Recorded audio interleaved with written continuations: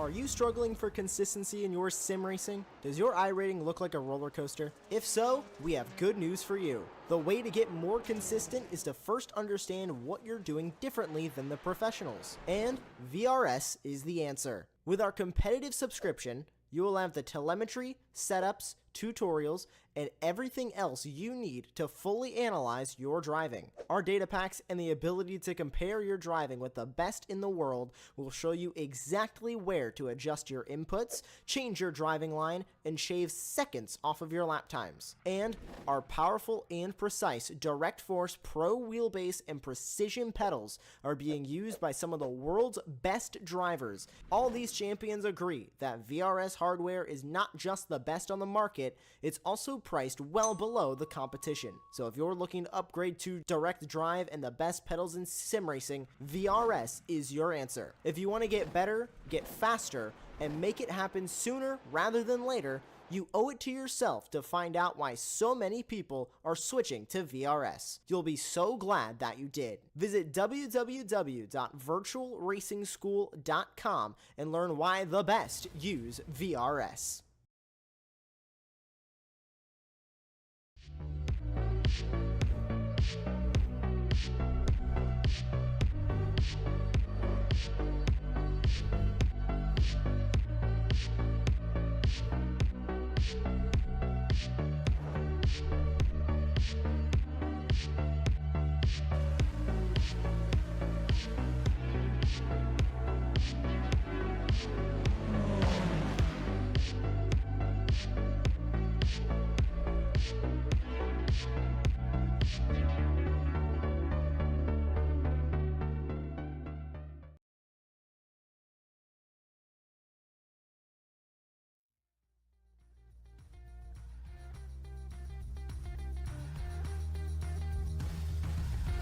And good evening, ladies and gentlemen. Welcome back to the Simwear.eu Porsche Cup 2024. It is the round 2 of the season here at Francorchamps, and I'm joined in the commentary box on this fantastic Monday evening by Nathan Richards, who will be bringing us all the action from this legendary circuit here in Belgium, deep in the Ardennes Forest.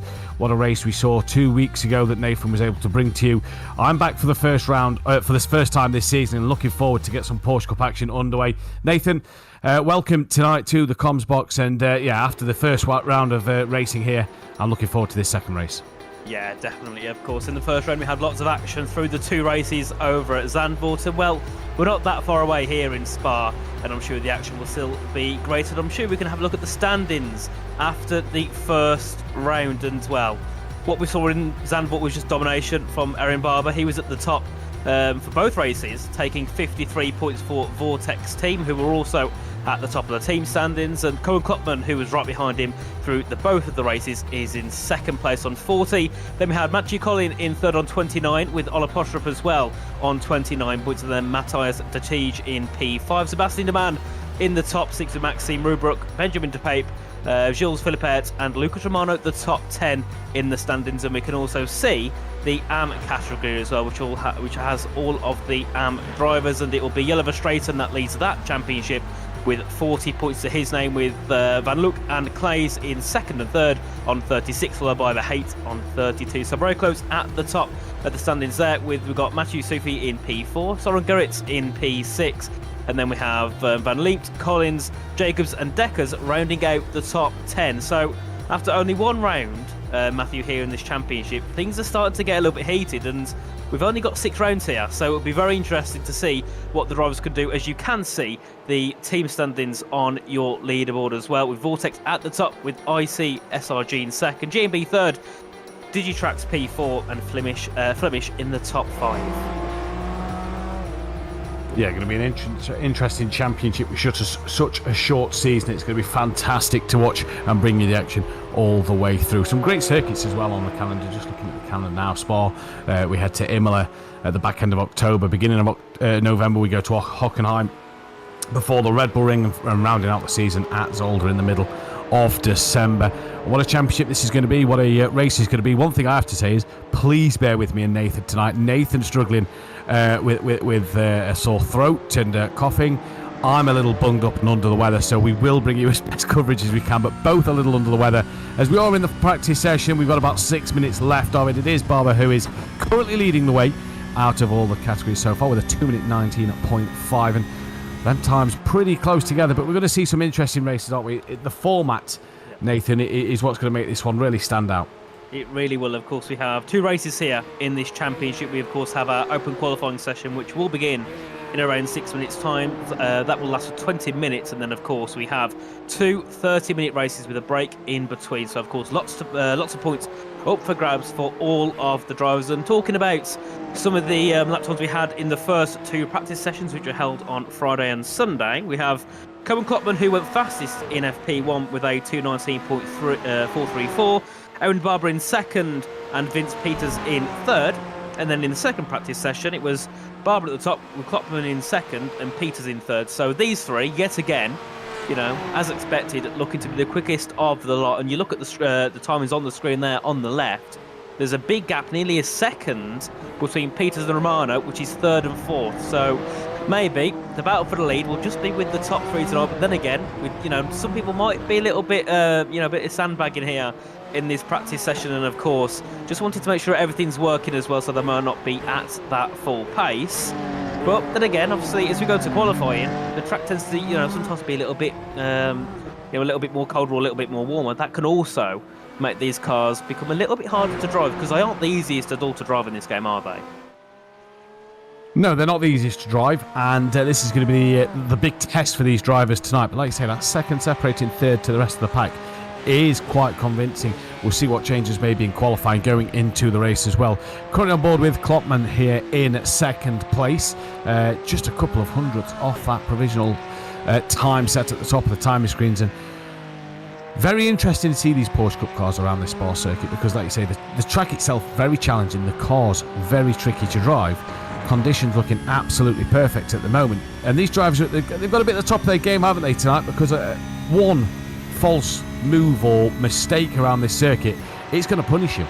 Yeah, definitely. I mean, you know, it's such a long lap around here, over 2 minutes, and if you have an incident then at the source, you've got a long run to go till you can get your car back to the pit lane, or at least just get yourself back under a little bit more control of your car. Of course, last week in Zandvoort, it was an interesting one, because surprisingly we had lots of collisions, lots of contact, lots of spins, which I didn't really expect at that circuit. And when you look at that, you come here and you think, well, it should be a little bit more, because around here it's a lot easier to go side by side. You tend to see a lot more action between the cars, and compared to some of the cars that we do see race around this circuit here in Spa, these are very small, so it can also, you know, allow the cars to put a little more pressure on each other and allow them to go side by side through a majority of the circuit. But I'm sure one place they won't go side by side is them, it's Rouge and Raidillon. Yeah, it's got to be brave to go side by side there. The slipstream as well down this Camel straight in towards Le Combe going to be absolutely vital. We're going to see some moves there, especially on the opening couple of laps where places are going to be exchanged all the time. But really interesting to see these drivers tackle such a great circuit. It's going to be a great day, like we say. The weather looks absolutely beautiful. And with just under 3 minutes left of practice, a few drivers in the pits on out laps, but it really is them top 3 who are showing us a great display of driving. You kind of have a couple of gaps, don't you, on this grid, looking at them lap times at the moment. You kind of have the top 3, then you've got 4th to 7th in their own little, you know, couple of tenths between them. Then you look at down at 8th all the way down to P12. So there's kind of going to be groups of cars all the way down this field that we're going to see in the 2 30-minute races coming up. An improvement there for Postrup in P5, going up to 220.4, so getting himself a little closer to Romano. But these cars, nice and small. Oh, was that a car just coming up the top of Raidillon into the wall? Not quite sure. Down the Keller Straight. Yes, it was in the background. Not sure who that was, but someone in the wall and struggling through Eau Rouge and Raidillon.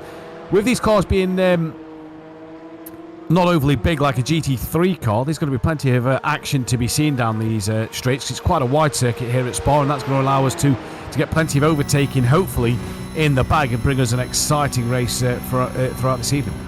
Certainly, and I think the car that had that incident there was Thomas Layson in P10, currently second in the AM class. Of course, we do have the pros and the AMs here. We have the overall standings, which combines both of the classes, and then, of course, just an AM category as well for themselves to give them a little bit more motivation to push themselves towards the top of the standings. And as that goes, of course, it is frustrating. That leads the way in the AMs and currently is around a second off Van Luke, who's up in P9. So Van Luke's looking very strong here at the moment with a second to the championship leader in this series. He's second on 36 points, of course, 4 points separating those two. So for the likes of Michael Van Luck here, who's in such a good position, he's actually, competitive compared to some of the pro cars. He could definitely be in for a good night here.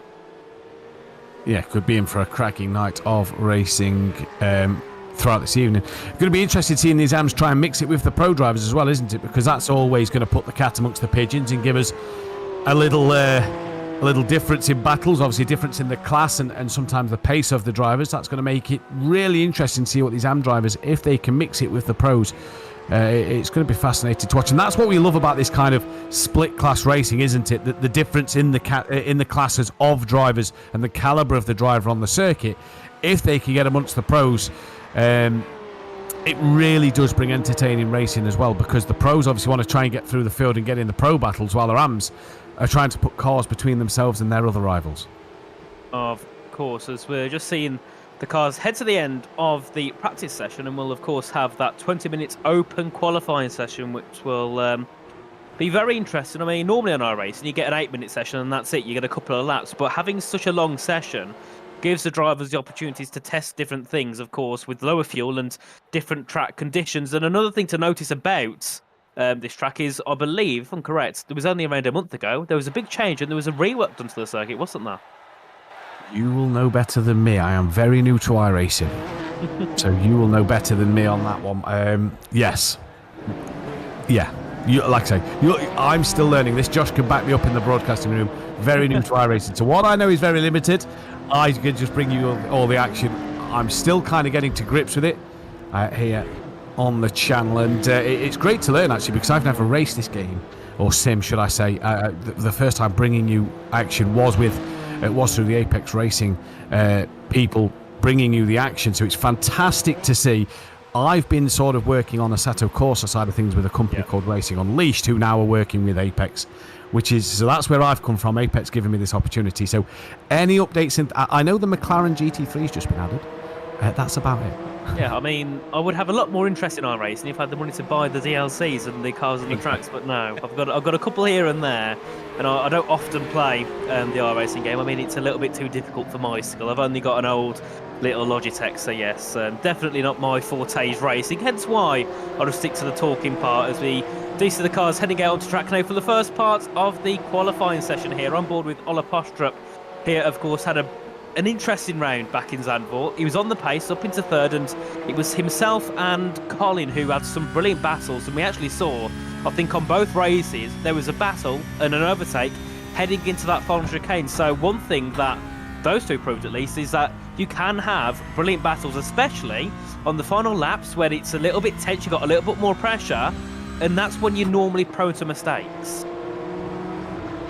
Yeah, and some drivers feel the pressure better. Some drivers will actually thrive on that bit of pressure.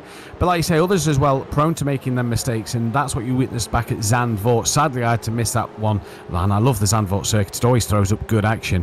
But you're right, pressure.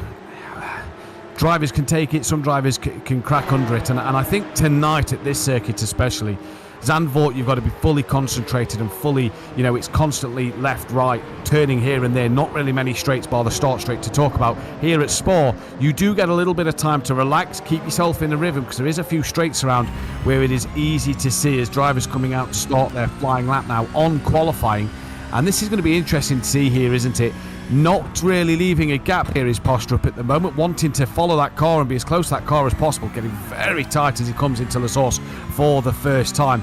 And normally the track position is key in qualifying, but he's not bothered about that dirty air of the Porsche in front as they come towards El Rouge and Radion now. Fifth gear, 240 kilometres on entry. Up the hill he comes, stays in fifth gear, now will change to sixth as he just goes over Radion in towards the Camel straight now, picking up a lovely bit of slipstream from the Porsche in front. They come down towards the Com. Not too massive, you see there, he's not gaining a lot of speed a lot of ground on the car in front, apologies, but what he has done there is possibly just gained a tenth or two. But this is the problem with that bit of traffic. This now could hurt him through these next section of corners. Yeah, it certainly could. And I mean, not all drivers will know who's ahead of them. And if you've got a driver that might be normally a little bit further down the leaderboard, you don't really want them right ahead of you, as we do see here. Postrup head through in towards Rivage and then down towards the Jackie X corner at turn number 9 and 10. Just following him through and then getting back on the power nice and early now as we head down towards Pouhon corner, of course, up to 5th gear. Then we'll, of course, have a shift down in towards Pouhon corner, down to 4th gear, get the car turned in nice and easily. And the issue that this car provides around a track like Spa is normally you can rely on ABS and traction. Around here, on these cars, you haven't got the ABS and traction to use, so it makes it very difficult. I mean, I've got a couple of friends who play this game and play with the Porsche, and they do say to me all the time, it's not easy to drive, but it's one of those that it's not easy to drive, but if you master it, it's going to be very hard for people to catch up with you because of how big that skill gap is at the top, as we saw with the top two so far in the after the first round. And this is a thing I've commentated on in previous events, on other series, on the Assetto Corsa Competizione platform. Similar there, they've got the Porsche Cup car, no traction, no ABS, and you can really see the skill level of the driver. This is less about the machinery underneath you, bit about the setup, but it's how the driver is behind that wheel, because if he can cope without the ABS and the traction control, you can bet your bottom dollar you're going to be in for a cracking race and a cracking championship run. The champion of that series I'm talking about won 5 out of 5 races, so it was really, a cut above the rest in that series. Is Barber there goes provisional pole, dipping now his toes into that 2:19 ahead of Postrup there. And you wonder with Postrup how much of that following the car ahead has cost him at least a good 6 to 7 tenths in that opening qualifying lap. Yeah, definitely. I'm sure it cost him some time, especially through, I think it was that middle sector when he was heading down towards Rivage corner and through Malmedy, as we do see a few more cars head to the line there. That would be Colin in P4, of course, was on the podium last time out in Zandvoort on what occasions. Oh, we've had a bit of a collision down at turn 1. 2 cars have came together. That was Colin and I'm not sure who else I think came together heading into the source. Now that is certainly not ideal, as Verstraeten goes up into P6 there, and you can see Colin's car in the pits. I think it might have been Colin that came into that contact there with one of the drivers a second ago, and that certainly is not the way you really want to start your 20-minute qualifying session, is it? It isn't, especially when you've got to look at the fact that your outlap is going to be 2:30. This is on board with Colin. Then coming through the middle of the lap now in towards Stavolo, goes very wide to the gravel there, has a huge moment losing the rear end of the car, and that is then just gonna kiss the barrier, and he manages to keep that one going. Not a lot of damage there, but he had a big moment through Stavolo. Now he's back out of the pit lane and up the hill, and I do believe it is just the single pit lane, isn't it? It's the Formula 1 pit lane, it's not the double lane we get to see on other championships and other races. So Colin there, thankful that he's not got to the grueling double pit lane to go through and can get back out onto track. But like you say, 20-minute qualifying, 2.5-minute outlap pretty much. Got to get your tyres and brakes into a lovely little window for that flying lap. It's a lot of preparation when you're running out of time, and you spoke earlier about the pressure of the race. Never mind the pressure of qualifying now, because he's got to make sure that, yes, he's got a 2-minute 20.7 on the board. Can he get on that front row of the grid? The pressure of now getting a good clean lap in is going to be there. It certainly is, and Klopman is still yet without a time on the board at the moment. I think he might be heading to the end of a lap shortly though, so we'll see what he can do. And of course, welcome in the chat, guys. Welcome to Peter, Nick and Farah. Glad to have you all here for this evening, and of course for the action around Spa. And if you was here, of course, last time out in Zandvoort, you know that there's going to be a lot of battling, contact and action between the drivers, as we do see Klopman there go up into second with a 2:19.945, only a little bit quicker though than Peters there, who's now been demoted to 3rd place, but Barber still at the top and yet again untouchable, and we saw that in Zandvoort. I think at one point he had over a 10-second lead, so Aaron Barber at the top, and the only way he's going to lose a race at this point, and I don't like to say it too early, is if he makes a mistake. Apart from that, he's got no issues at all, I don't think, here. Well, let's wait and see. 0.2 of a second is what he leads over Klopman at the moment, but it's all good doing it in the qualifying session. It's coming to the race, and La Source turn 1, then you go into Eau Rouge. Anything can happen up there, as it looks like Klopman at the moment on for another belter of a lap, because he's so far so smooth through these opening parts of the lap. and actually went and did a green sector one time. So he's flying at the moment in this qualifying session, and is really looking forward to getting in the race. I'm quite interested to see this race get underway here, Nathan, because obviously missing Zandvoort. I love the Porsche Cup cars. They bring fantastic action, and I think this is going to be an absolutely brilliant one to bring to you guys. It certainly will. And, you know, one thing we did mention at the start was the first couple of laps, or even on turn one on every lap, you want to make sure you don't get into contact, because you've got a long run all the way to the pit lane, of course, where you can go back in and get your car sorted and go back out again.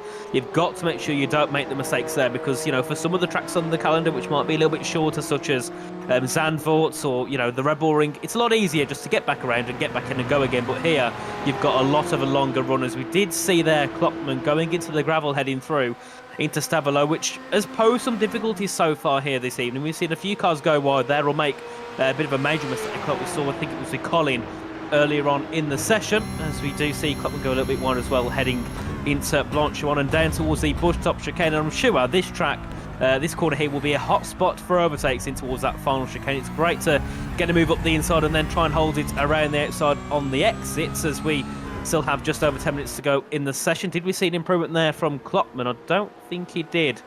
No, he'll head back into the pits, as we do see Romano in the top 5, and Romano did a great job in the first race in Zandvoort, but if I remember correctly, he was caught up in an incident in the second race and didn't finish that high up. So it will be nice to see what he can do tonight here around Spa, if he can get through the two races unscathed.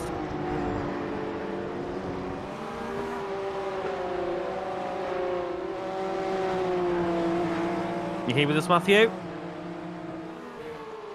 I think Matthew's having a bit of a difficulty. We'll get back with him shortly, as we just see here Matthias Tatij heading through in towards Ravage corner, into the braking zone, of course. The drivers going for their out laps. So we're just under 10 minutes to go here in this session, as Clays goes up into 17th place there, with an improvement to a 22.263.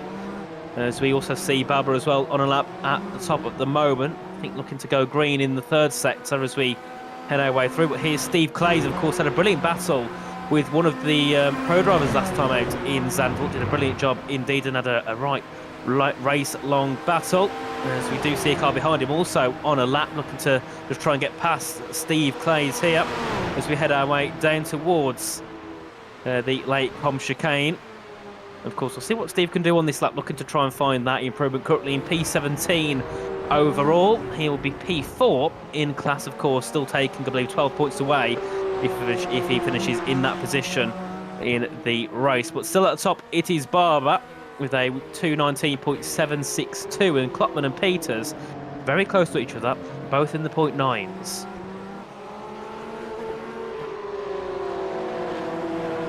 Right, as we head our way through in towards Jackett's corner now, and Steve Clays just heading through now in towards P1 once again.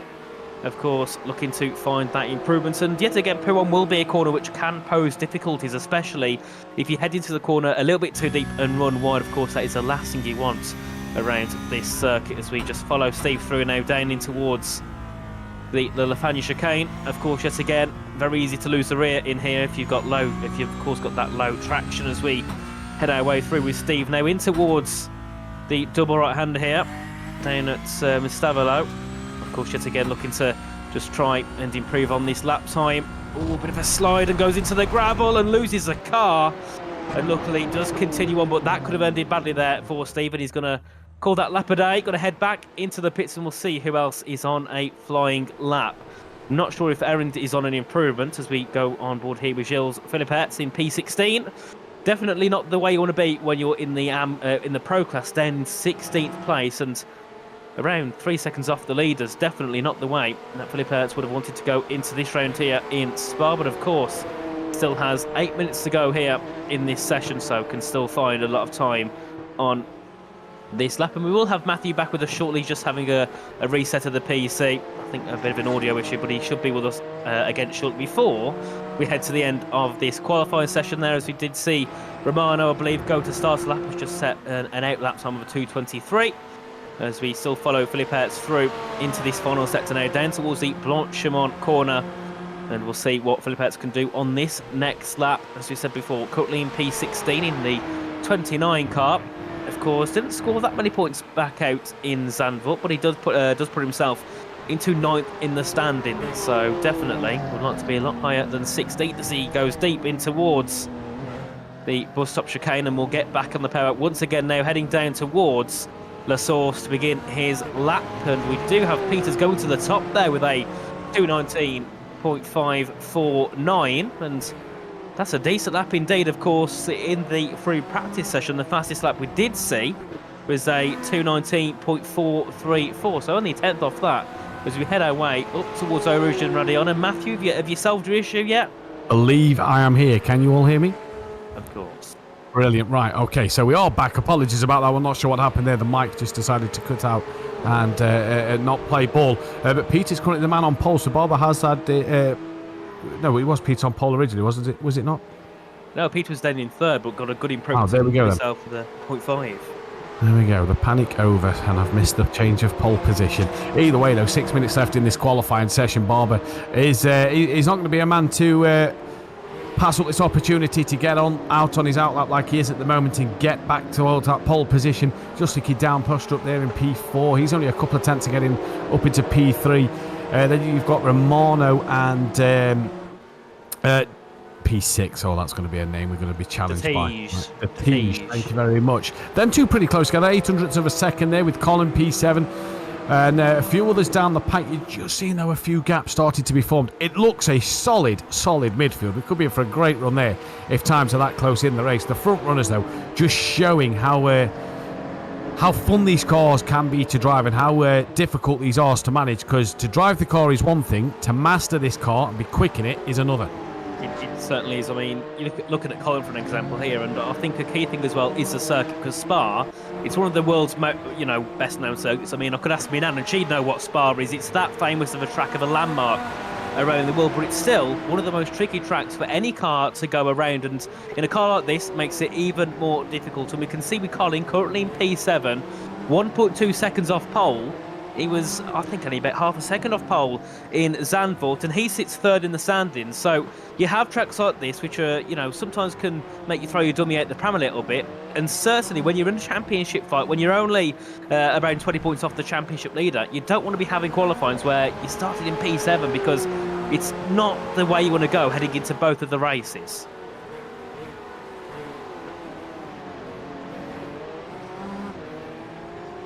As we follow Barber through into turn 1, and of course now looking to find that improvement. Matthew, you with us again? Yep, still here. Apologies for the technical issues. Romano then coming up through El Rouge now. Barber coming up through El Rouge now, currently looking to improve on that time. Just needs 2 and a bit tenths to get himself back onto that front row of the grid, but he's not going to be disappointed with starting in P2. 2 30-minute races.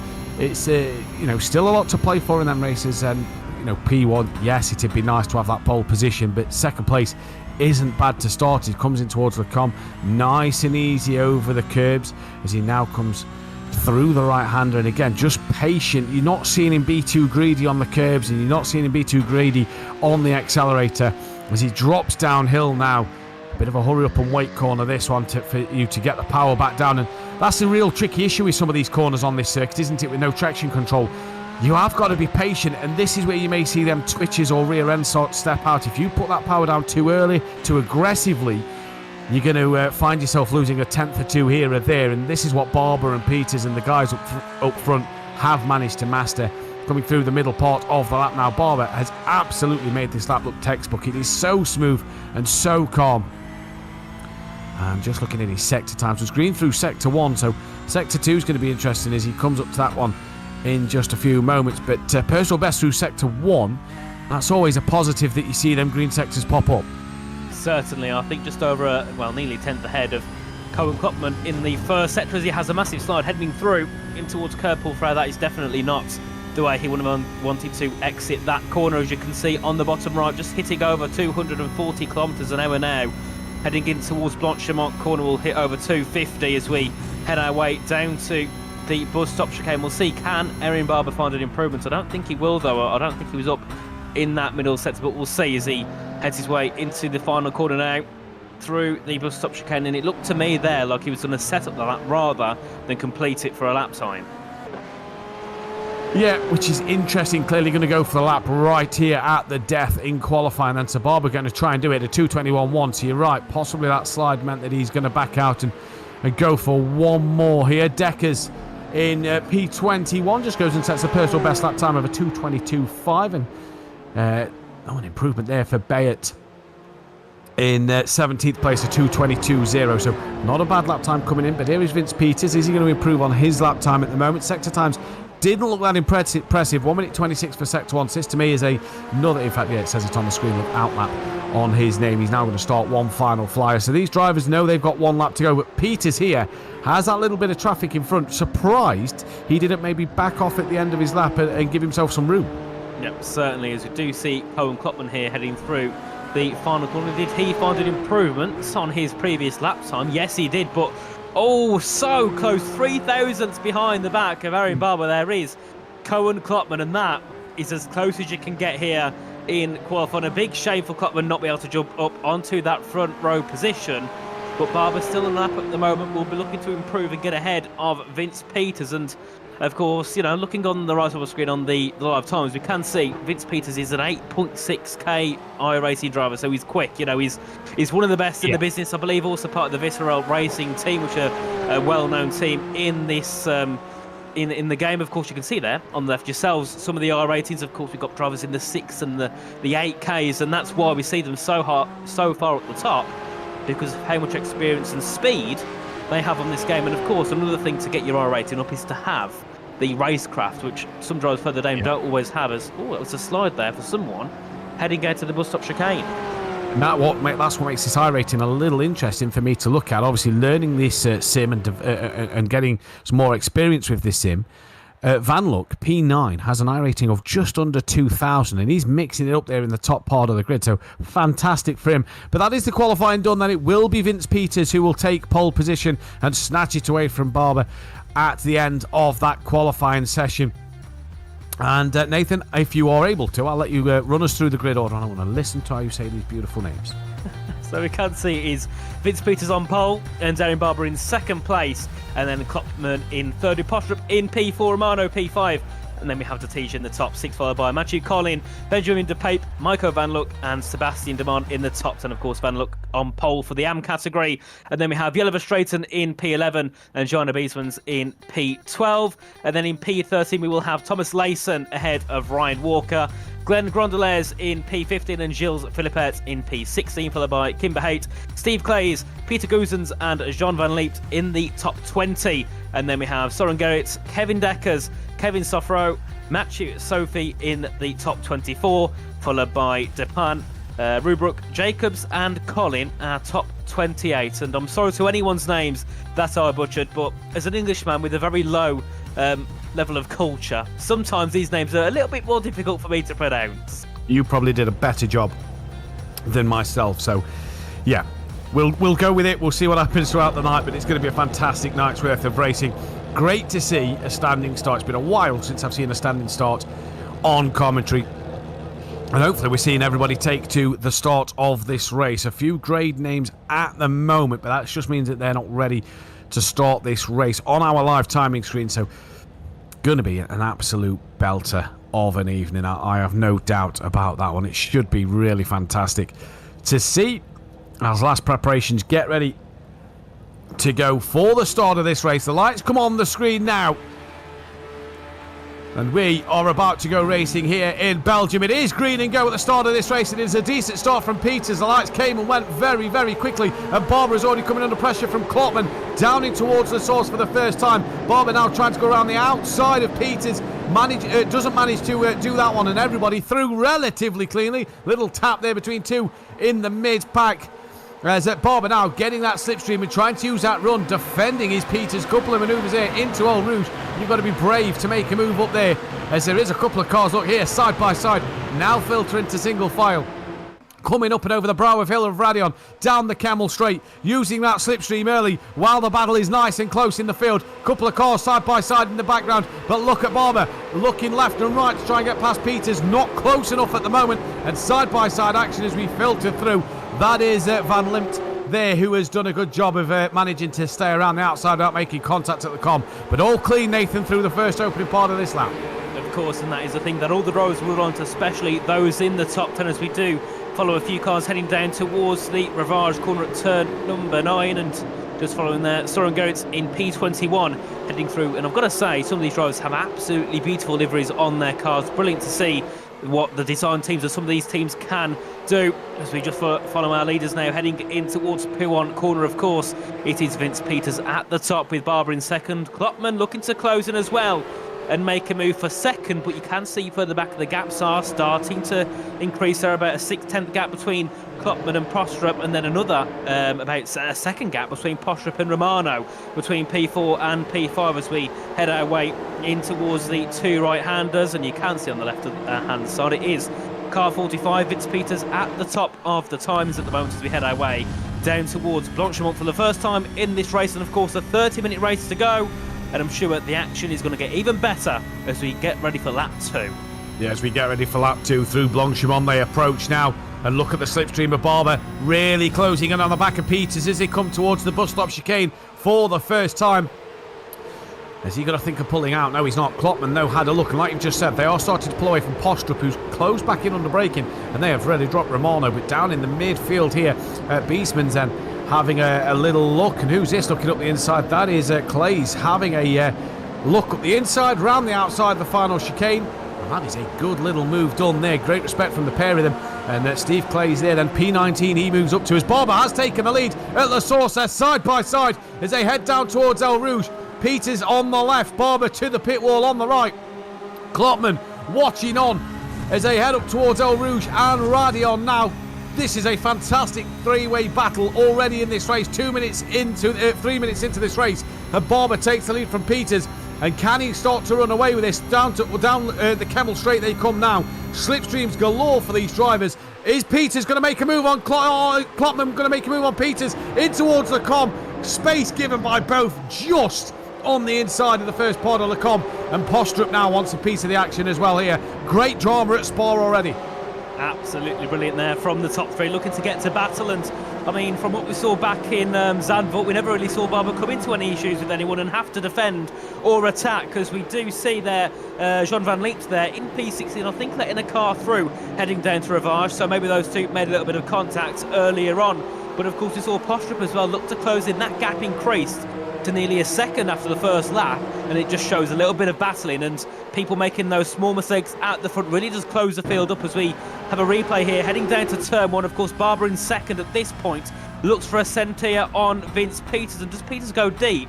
I think he does. Yeah, he goes a little bit deep, and that allows Barber to go up the inside, get on the power nice and early. Klopman was also looking for that move through, but couldn't quite get it done at that specific moment. And of course, as we watch the cars head through in towards the Lafania chicane, just on board here with car 86, Kimber Hayes in P16. Yeah, you're not going to want a second invitation as Barber. He's not going to get an easier overtake than that, as Clay's now going side by side once again.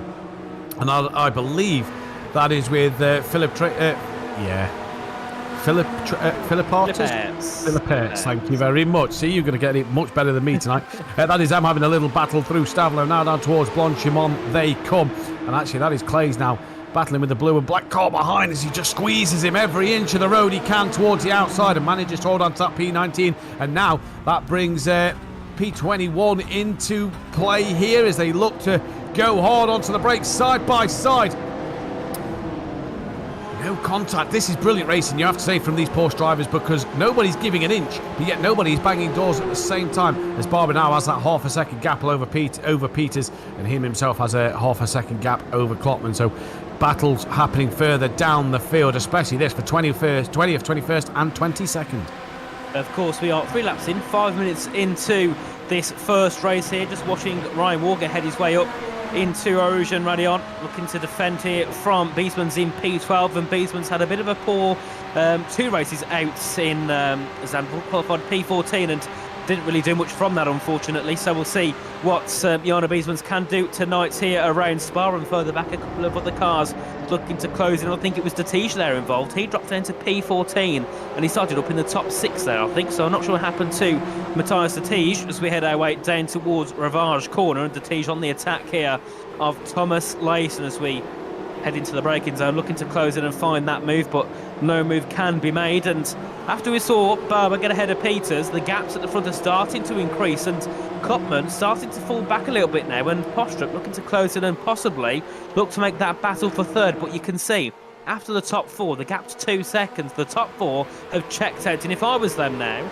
I would be hoping just to stick in that top four position and not really have much of a risk of going for some of those audacious moves. Yeah, they've got to now just try and follow the leader a little bit and try and hope that one of them makes a mistake. Gaps are just a little too big for moves to be done, but it's still going to be good racing here. Just dropping a wheel there was Klopman on the gravel at the outside of Stavlo, and that's made drivers to be struggling massively on the gravel there as he comes onto the back part of the circuit then. And you can see the go-kart track there just in the infield of this Spa circuit. But at the minute, the top four are really starting to stretch their legs. And you can see the top three starting to lose touch of pull away, of Postrup. Really make this a three-way fight for the lead. But Postrup really closing under the brakes. That'll obviously balance itself out. He's really good on the brakes here. Look at how much the gap has closed just on the brakes, but Postrup again doesn't open as big as it did before the braking zone, so Postrup really braking late and being able to get that car turned in as Peters then sets the fastest lap time of the race at the moment. Here is Matthew Collin in P6 ahead of the next train of cars, if you will. De Pep, Van Look and De Man all sitting right behind him, and this is going to be an interesting fight. Romano just ahead of him, but comfortable enough gap so far that he doesn't need to feel the pressure and start to drive defensively. Yep, certainly. I mean, you know, in the last two races at Zandvoort, Colin and Postrup are fighting for the P3 on both races, so definitely a bit more of a surprise to see Colin down in P6, but of course we've still got many laps and many minutes to go here in this first race, and then of course we have a whole second race to get under after this, so of course this evening isn't over just yet as we follow the cars heading their way into the Lacombe chicane. We follow them through there. That's Sean Van Leept in P15. That's also support in the chat for him as well, so hopefully Van Leept can get a good race underway for him. And in the AM category at the moment, it is Van Look that is in the lead ahead of a Strayton, and then Layton will be taking the podium in the AM class. So of course very interesting there for those guys. And then we have a big battle of them, P15 down to P19 with all AM drivers, and then we have a couple of our pros a little bit further away than where they would like to. And I can see Philippette's then in P20. I think he must have made a mistake because he was a little bit higher than P20 earlier on, and now was pulled into the bottom 8 of the field as we watch Van Look here heading through in towards the right-hander here. I believe that will be the Fanny chicane, looking to get a move ahead of the paper, and that just shows sometimes that maybe the characteristics, or you know, what you need, or the criteria to be in a pro and an AM might be a little bit inaccurate sometimes, as Van Look looks very quick. He does indeed, and this is what we said in the practice session, wasn't it? It's interesting to watch this bit of racing. This is a replay here of Gilles coming through the bus stop chicane. Just we are seeing there maybe just been a bit of a slow down through a bit of track limits at some part of that. Not quite sure what has happened there. Again, just a little bit of a slowdown, possibly for a bit of an off-track momentarily there. Here he is, currently sat in P20 at the moment. Got a bit of a gap ahead of him, before he can try and make moves to get inside that top 20 position here. But so far so good. But we've seen some good clean driving though at the moment, haven't we, as well? Because it's easy for these Porsche Cup cars just being a little twitchy to maybe just step the rear out a little bit in that heat of battle when you're just trying to maybe overdrive the car a little bit to keep position or gain position.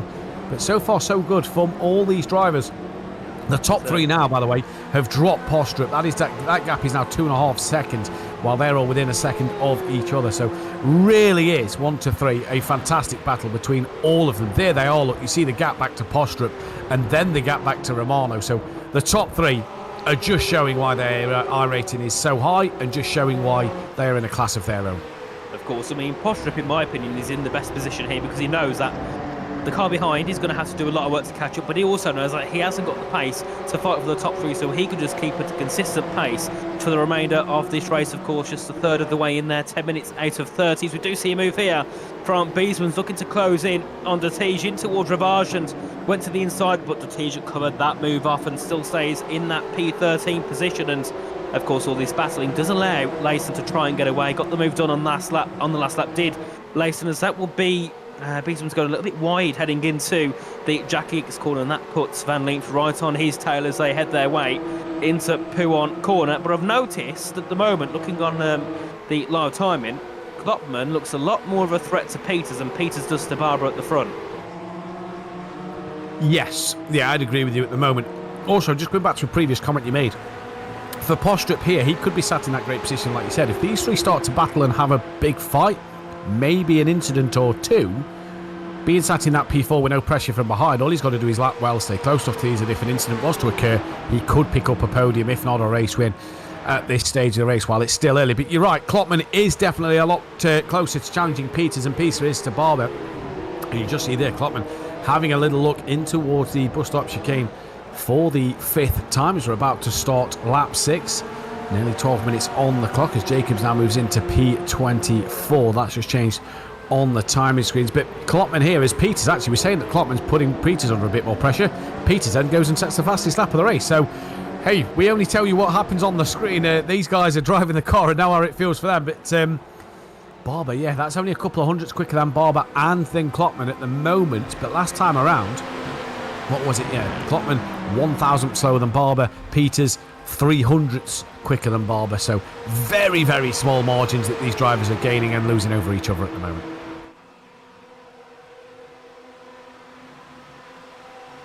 As Nathan's just going to be back in a moment's time. But Barber at the minute leading this way from Peters and Klopman, your top three in this race.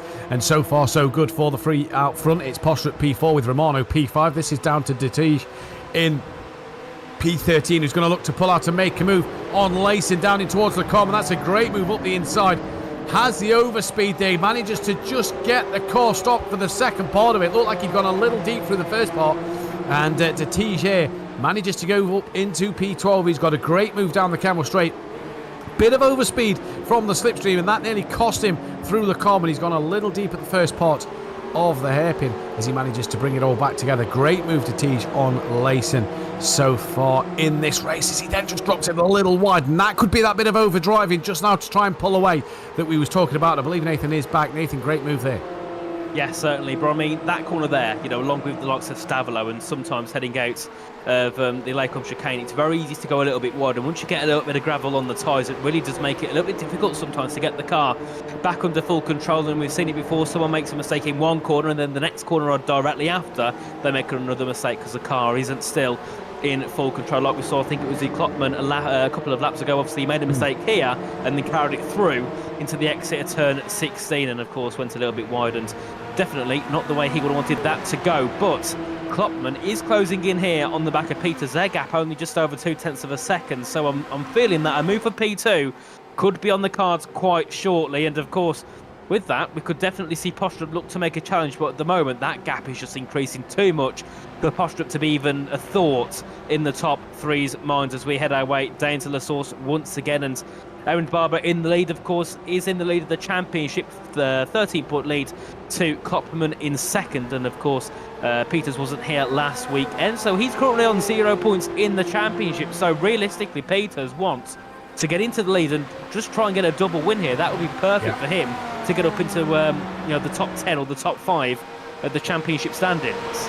Indeed it will, and look at these three separated by the same gap from first to second, second to third. Peters again did another fastest lap, was 0.2 quicker than Barber on the last lap. Klopman did a 2:20.1, not the fastest lap of the race, so must have had a bit of an off track somewhere or an invalidated lap somewhere, so it hasn't registered him as fastest lap of this race. Its best is a 2:23, which is interesting then. But these three are just absolutely giving it all. They're also, Nathan, quicker at different parts of the circuit. Barber seems to have this first sector pretty covered. Towards the end of the lap is where Peter seems to gain over him. And for Klopman, he sort of seems to sort of be quicker through the middle part of the lap. And what is happening here, down for P19 and 20, that is Gerrits, who is all over the back of driver in front, who made Lacombe awful. There was also a blue car off. Not sure who that was. Across Lacombe, that is the car in front of these two. That would have been Deckers, who was across the Lacombe chicane. But Klopman here, look, this is where they start to gain over Barber, and Klopman has a brilliant middle sector to put him on the back. He will be shaking his head at that little area there. Like I say, that gravel's now going to be on them set of tyres. And now the Peters, the red and black car of Peters, drops a set of wheels over the gravel. That's helped Barber a bit on this lap, just pull away a little bit more. And the more these two start having a bit of a squabble, Barber can pull away out front a lot more. This is, though, going to be a crucial run through Blanchimont in towards that bus stop chicane. Can you get close enough to maybe have a look up the inside? Very wide there from Peters, just bounced off the curb ever so slightly. Does Klopman look for a lunge up the inside? No, gonna wait once again. And my oh my, is this good racing from the top three. It certainly is. I mean, in terms of points for the positions, first place gets 25, second gets 20, and then third place gets 16. So, of course, Klopman would like those extra 4 points, but is it worth that risk of possibly ending your race? So that's why he's choosing to sit behind and probably only go for that second place move as we head our way through to La Source. And this is a replay heading in towards Les Combes. So we head our way down towards Rivage, and this is Verstraeten here. With one of the other cars heading down to... Oh, and he goes straight on and spins the car, and luckily does get caught in the gravel, so it doesn't end up ruining his race too much. Very strange though, that there, wasn't it? Just sort of seemed to hit the braking zone. The car twitched on the rear, and that was enough to unsettle him and put him into the gravel. There's now Klopman having a look up the inside of Peters in towards the Com. Gets that car side by side, and he's not going to make it work, sadly for him, because Peters had that line for the second part of the chicane. But now the fighting's starting to be happening here. Wiesman's down the pack, down in 12th place. He's having a looking to make a move here on this is on Leysen. And that is the move done. Great pass there down the Camel Straight in towards the Com. And it is pretty easy, isn't it, with that overspeed to just get that move done into the Com, be a bit later on the brakes and go around the outside.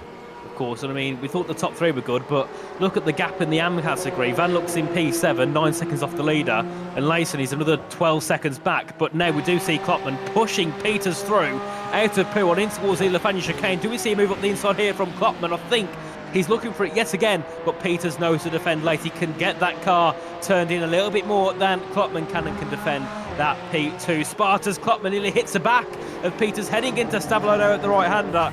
Klopman looking to close and then get that move for second place as he puts the window wipers on heading through there, but can't quite find that move for second place. He's going to close in, but Peters goes a little bit wide and touches the gravel, and there that gives Klopman an opportunity down towards the bus-up chicane to get up into second place. And he's just trying each way he can to get that undercut underneath that of Peters at the moment. Klopman coming through Blanchimont now. Peters just drops a little wide once again. He's not close enough. It looks to me like Klopman doesn't have the confidence in either himself or the car through Blanchimont. He's just losing a bit too much there. If he could carry this speed through, he'd get that run down to the bus stop chicane. Barber, though, isn't really taking massive advantage of this. He's not really extending his lead a huge amount, as he only gained a tenth or two over the two behind him. And all this is happening. Postrup, he set his PB of race and is a little further behind. Replay time, though. This is Clays, Steve Clays down in the number 13 car, coming through Pouon. Oh, so easy done. Big impact into the wall. Yeah. And how easy is it for the rear to just go light through Pouon, and that incident happened. Oh my days, nearly an unsafe rejoin there. And one car has to evade him on the runoff. Steve Clays may need to go back to the drawing board for the rejoin there, but how easy is it, Nathan, for the rear to just go light through that type of corner there, as it looked like Klopman nearly lost it on the curb at Lacombe. It certainly did, and I mean, the worst part for Clays is he's third in the standings, joint second on 36 points and only 4 back off the leaders. Now he's dropping all the way down to 23rd place. That is definitely not the way he would have wanted his first race to go here at Spa, and for most drivers, a track like this definitely is a favourite, as we have another replay here. I think this is Manchi Sophie heading through into what happens to him as he heads into the corner 5? Does he do the same as Steve Clays heading through the exit? I believe no, I think when he was going around the outside, and that was a close one indeed. And well, I think Steve Clays might be having making himself a bit of an enemy to a couple of the drivers on track there after that bit of a questionable rejoin. But I suppose once you've had a bit of a crash into the wall, you've ruined your race, you're a bit hot-headed. Sometimes you don't really think about what you do, and you just do it, as Goetz goes up into P19 and Leysen up into P14. You kind of panic, don't you, on the rejoin to try and just get back onto the track and get your race going as soon as possible. Great little battle here, look, for 6th, 7th and 8th. Van Luck and Colin on the back of this one. A lot of Belgian drivers in this series. It's great to see. Also a few other nationalities as well. We've got the likes of Ryan Walker out there, the Scotsman representing the United Kingdom. And yeah, it's going to be an interesting race. But Colin, at the minute, sat in a good position as well. He's kind of doing a bit of a Klopman at the moment, isn't he? Following the two cars in front, trying to make a move where he can. But Van Lock is really on a charge here. Look at him trying to look towards the bus stop chicane. Not going to be able to get that move done unless it's a late pull-out, which he thinks he's doing. And no, on the brakes, manages to stay where he is and not make contact with the car behind. But he looked there. He was a late look, but he definitely is eyeing a move up.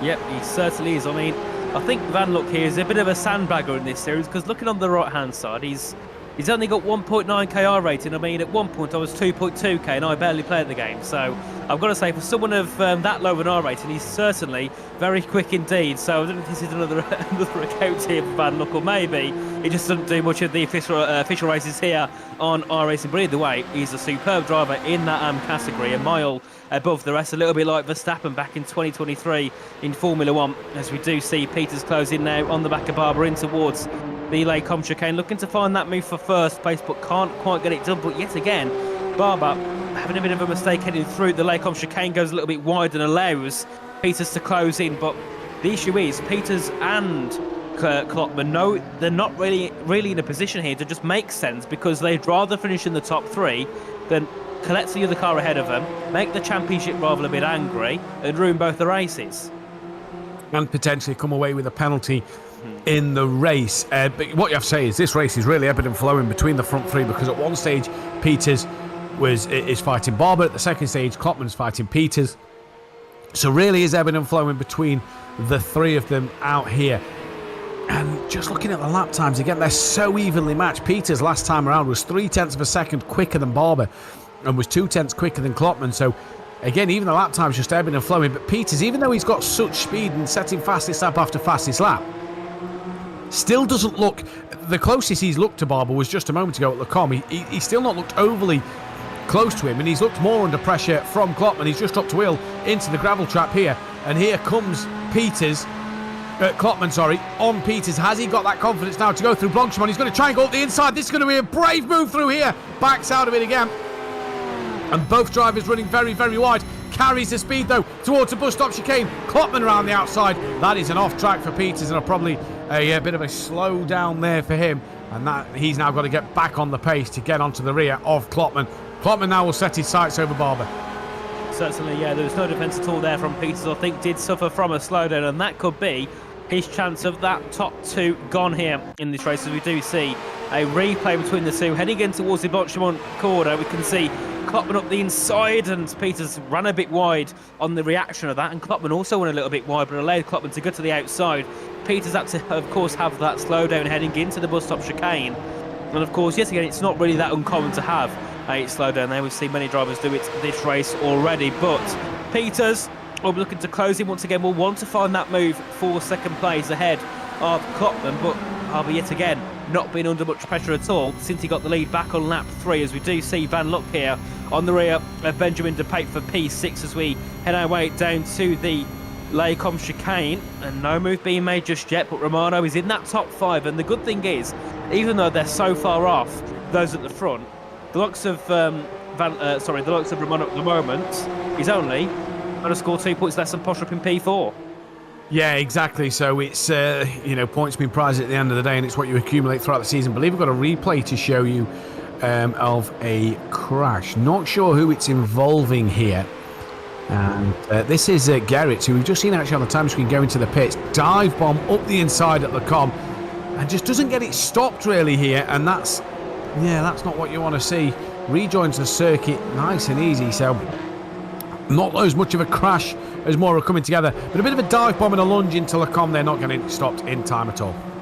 Yep, as we head our way down towards the Rivage corner yet again here on board with Gerrit, and this is another replay as he loses the rear heading into the corner, and a little bit similar to what we saw from a couple of drivers earlier on. I can't remember exactly who it was. But of course, big shame here for Gerrit as we continue our way in towards Jackie Eats corner, and I believe that he suffered another incident there, and that's why he went back into the pits and is so far back from the leaders, as we do see Deckers here on the back of Lacey. And well, we haven't really spoke that much about Deckers this race. He's kind of just been running his own race and now looking for a battle for P14. He is. P14 on the back of Lacey, and just patiently waiting there. You see, he didn't force the error. He's going to use that slipstream all the way down towards the bus stop chicane. Van Luck moves into P6. Detage has moved into P10 over Walker as well, as Peters now drops himself into the 2 minute 19s for the fastest lap of the race. So he's now started to mount a comeback. But this is Layson looking back to Deckers in that blue and darker blue colour with the pink trim. Lovely liveries on this car. As we said earlier, Layson already goes defensive into the bus stop chicane. Decker's then going to try and go around the outside of the first part. Can he keep it for the second part? He has just about, as Layson's going to dive into the pit lane in a straight. Is he low on fuel, do we reckon? There's 4 minutes left of the race. He must be. And I mean, you know, Layson was in P4 in class. He was looking to try and, he was P3 in class and looking to try and defend that third place, and must have run into fuel. Of course, a big shame indeed for Layson, who will drop down probably to around P24, P25 in the field. So definitely not the way he would have wanted that to go. As we do see Van Luck here looking to go from, that would be looking to defend there from De Pape, who's down to P7. A brilliant job here by Maiko Van Luck so far, as we do see the Tej looking to get ahead of Walkup down for P10, and those two having a superb battle for that top 10 position, and Verstraeten and Behate as well having their little battle for fourth in the AM class, as we head our way down to Ravage here. Ryan Walker on the back of Matthias de Tej in towards Ravage, and no move can be made yet, but of course Walker will be looking to close in and get that overtake done. But what's happened to Peters? Yeah, We're going to replay there. Just about to on the time screen that Nathan Peters is now 1.7 seconds behind that of Klopman. And we're going to try and find a replay for you. Sliding that car there into the gravel. Has he just maybe pushed too hard that he's overdone the tyres in this first half an hour of the race? There's probably going to be 1 lap left in this, maybe 2 laps left in this race. This might be what has happened here. No, that is Peters ahead of Klopman. So that I don't think is the incident. I didn't see Peters back ahead of Klopman. That's all we can find on the Peters incident. He has dropped off the back of the lead too. That is half second between the leaders. This is the pass once again though of Klopman on Peters, and it was a great move. Look, set him up through Blanchimont, in towards Blanchimont. They both ran a little wide.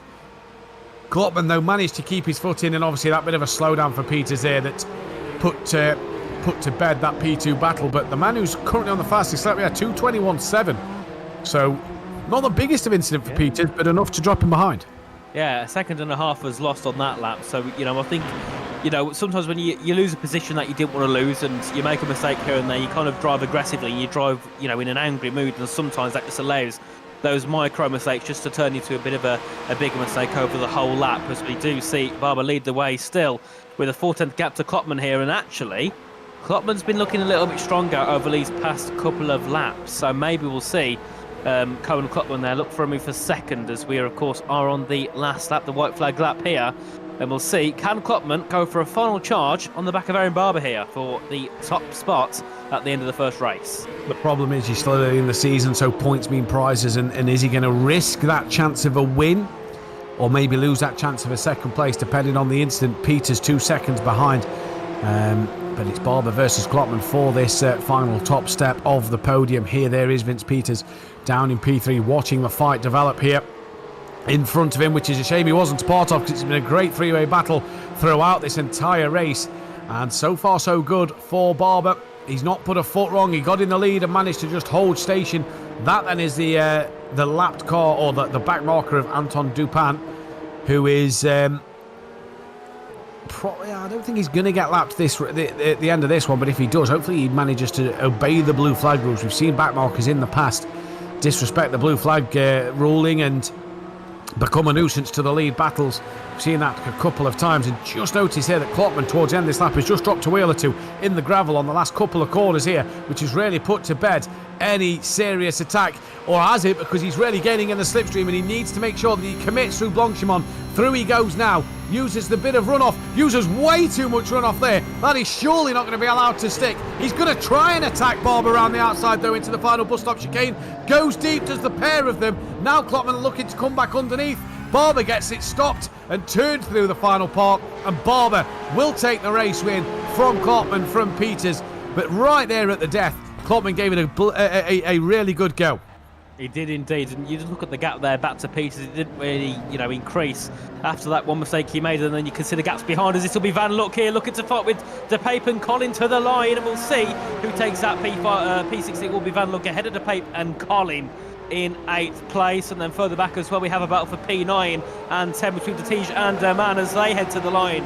And Derman gets that P9 and Dettige rounds out the top 10 spots with Walker in P11, and Beesmans comes home in 12th place, and then we will see 2nd place in the AM category, Van Links ahead of Deckers in 3rd place in the AM class, and then we have Verstraeten, Philip Hertz, Behate, and everyone else crossing the line to finish their races. And of course a bit of a shame for those near the back. Of course Depan and Garrett's definitely not the way they would have wanted this race to go, and Depan's a little bit further back, over 2 minutes behind, so yeah, definitely a big shame for him indeed down in P26. Shame for him. He'd have wanted obviously a bit of a better finish than that would do Japan, but 2 drivers out the race at the end, and here is Gerrits down in P25, just coming through towards the back part of the lap now. But either way we look at it, that was a fantastic first race of the evening, a really good start to the night, and we've got another 30-minute race coming up for you after a 5-minute sort of warm-up, if you will, for these drivers. Not that they're going to need any warming up, because the adrenaline will be pumping ready for the second part of this afternoon's race. And obviously a couple of weeks break, yeah, I think it's the end of October we're next back with the Porsche Cup, so you get pretty much, Nathan, a month off. So this second race could be all or nothing really in terms of them the points being scored. Of course, and unfortunately I won't be here for the next race, as I'm coming back from Germany on the Monday, so I've got to wait an even longer time before I can get back in the commentary box, and we'll see if we have the results from that first race here in Spa. And Arbor, yet again, just absolutely superb. I mean, taking a win in the race 1 in Zandvoort, taking a win in race 2, and then taking a win here for the first race in Spa, making it 3 out of 3. And we'll see, out of the 12 races we got, how many wins you can get. And so far, no one's really had a big challenge apart from Klopman on that last lap, of course, finishing in 2nd place. And of course, we'll still have that 2nd place in the standings concrete to him. And of course, we saw Ola Postrup as well in P4 in that race. That will put him ahead of Matthew Collin in the standings at the moment, so he'll move up into 3rd. So definitely very interesting indeed. But of course, we can see the top 5 there. It'll be Barber, Klopman, Peters, Postrup, and Romano. And Van Luck, yet again, just superb. Yeah, superb. And you have to say for Barber at the moment, it looks like it's going to be a good championship for him, because he really is starting to now mount a serious challenge with 3 race wins to his name. He's the man who won the first race from Klopman and Peters with Postrup in P4. Lucas Romano was P5.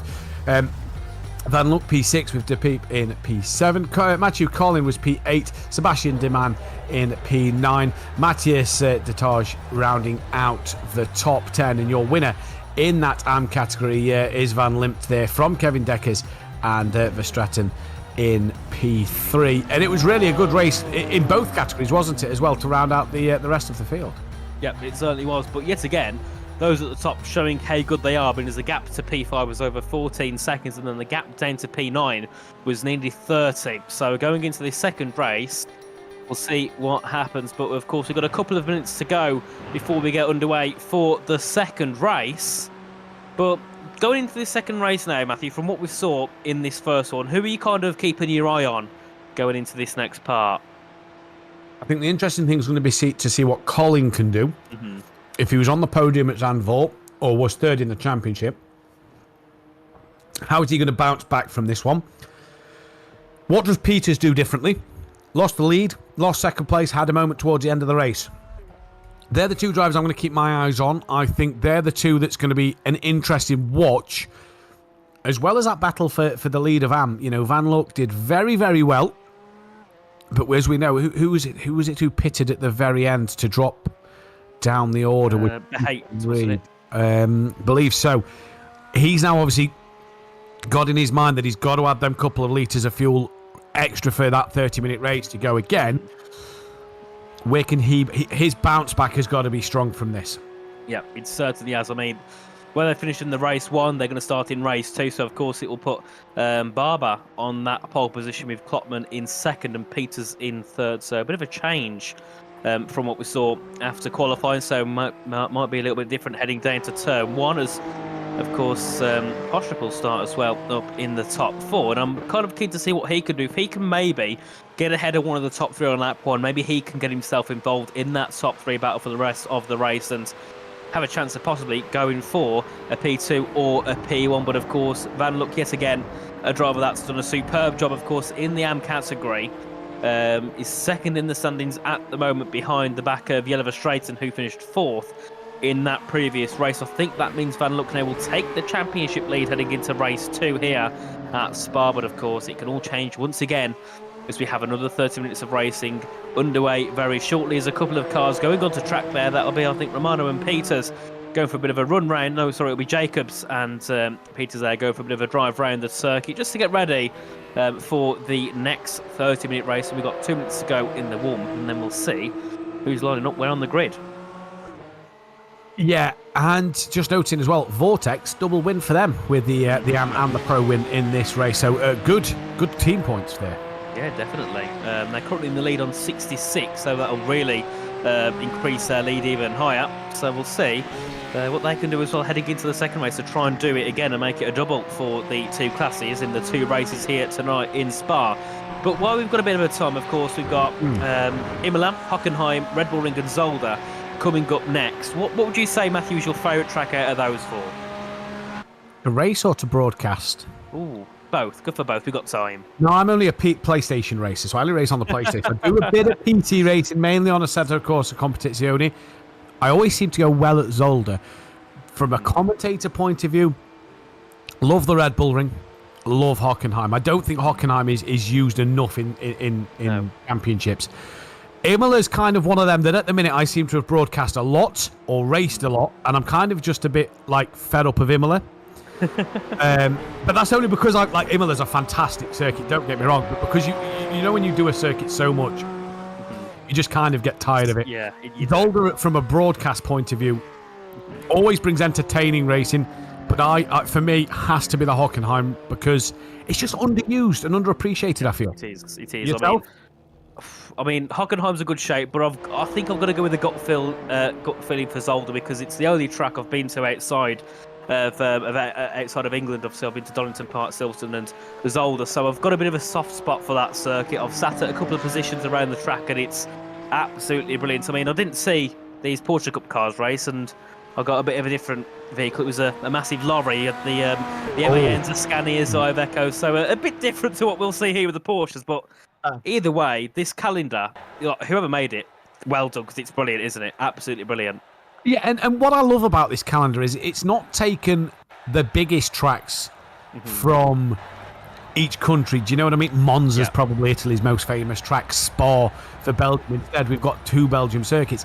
Nürburgring probably of Germany. You know, Red Bull Ring's obviously brilliant itself, but I like that. I like the fact that the calendar is a little different. Would have loved to have seen Donington Park, favourite circuit. I'm 45 minutes away, so that would have been brilliant. But the grid order for race 2 is Barber from Klotman with Peters and Postrup rounding out the top 4. Romano, Vanlook P6. Vanlook, obviously the AM driver, in P6 on the grid. That's going to be huge for him there. De Pope in P7. Colin is P8 from Deman. Detage, Walker and Beastman's rounding out the top 12. Of course, as we head to the next part of the grid, obviously Van Leet is in P2, and I expect to see a lot from him with Deckers as well in P14, Verstraeten P15, and then Philip Ertz in P16, a little bit out of where he should be, same with Goosens in P19, but of course we have Bahait Sofro and then Sufi in the top 20. Steve Clay is in P21, followed by Layson, Jacobs and Colling in the top 24. And we don't have too long before we get underway, as we have the 5 lights here for race number 2 here at Spa. A brilliant start from the guy at the top, of course, Erin Barber, and a poor start there from Klotman. He drops down to P5, possibly P6, as we head our way into turn number 1, and we do see Postrup as well going a little bit deep. That puts Lucas Romano into 3rd place as we head our way down towards Eau Rouge and Radion. But a poor start from Cohen Klotman, drops down to P6 on the field. We do see there Benjamin De Pape having a bit of a battle there with Postrup for P4 as we head our way up the hill now, down towards the Kemmel Straight and the Lake Cobb chicane.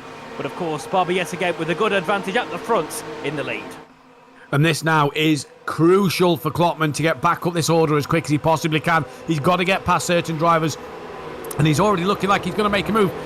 Sorry, that was DePape. Apologies there. Who is that? That is DeMan, who has gone off, and he's tumbling down the orders as he's going to rejoin back on the outside of the circuit. But for Klopman here, he's got to get past these cars as quick as possible. Peters and Barber, and an incident in the background.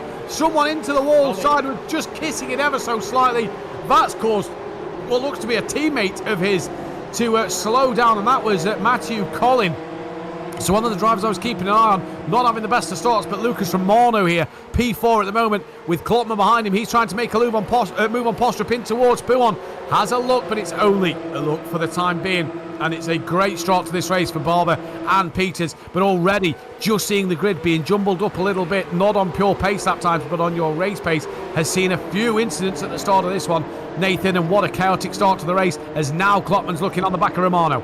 He is. Klopman's angry, isn't he? He wants to get back up into that top three. I mean, it was a decent initial phase, but then on the second phase just dropped it. So I'm not sure if maybe he had a bit of an issue with switching up the gears, or maybe switched up a little bit too much on the gears.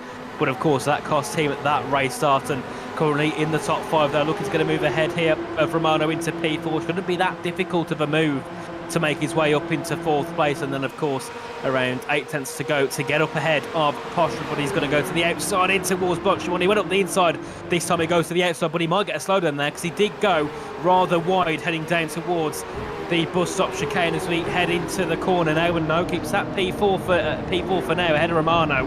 And Van Luck as well, closing in here, trying to make a move for the top five as we see Matthew Collin here on the outside of Grondelaires. That'll be for P20. And these two teammates of the Digitrax Simwear.eu team as they head their way down to La Source once again. Of course, a big shame for Matthew Collin. There's another Collin. I did get informed that they're not related. Christian Collin down in 23rd in the AM class, looking to try and possibly close in on another fellow Collin.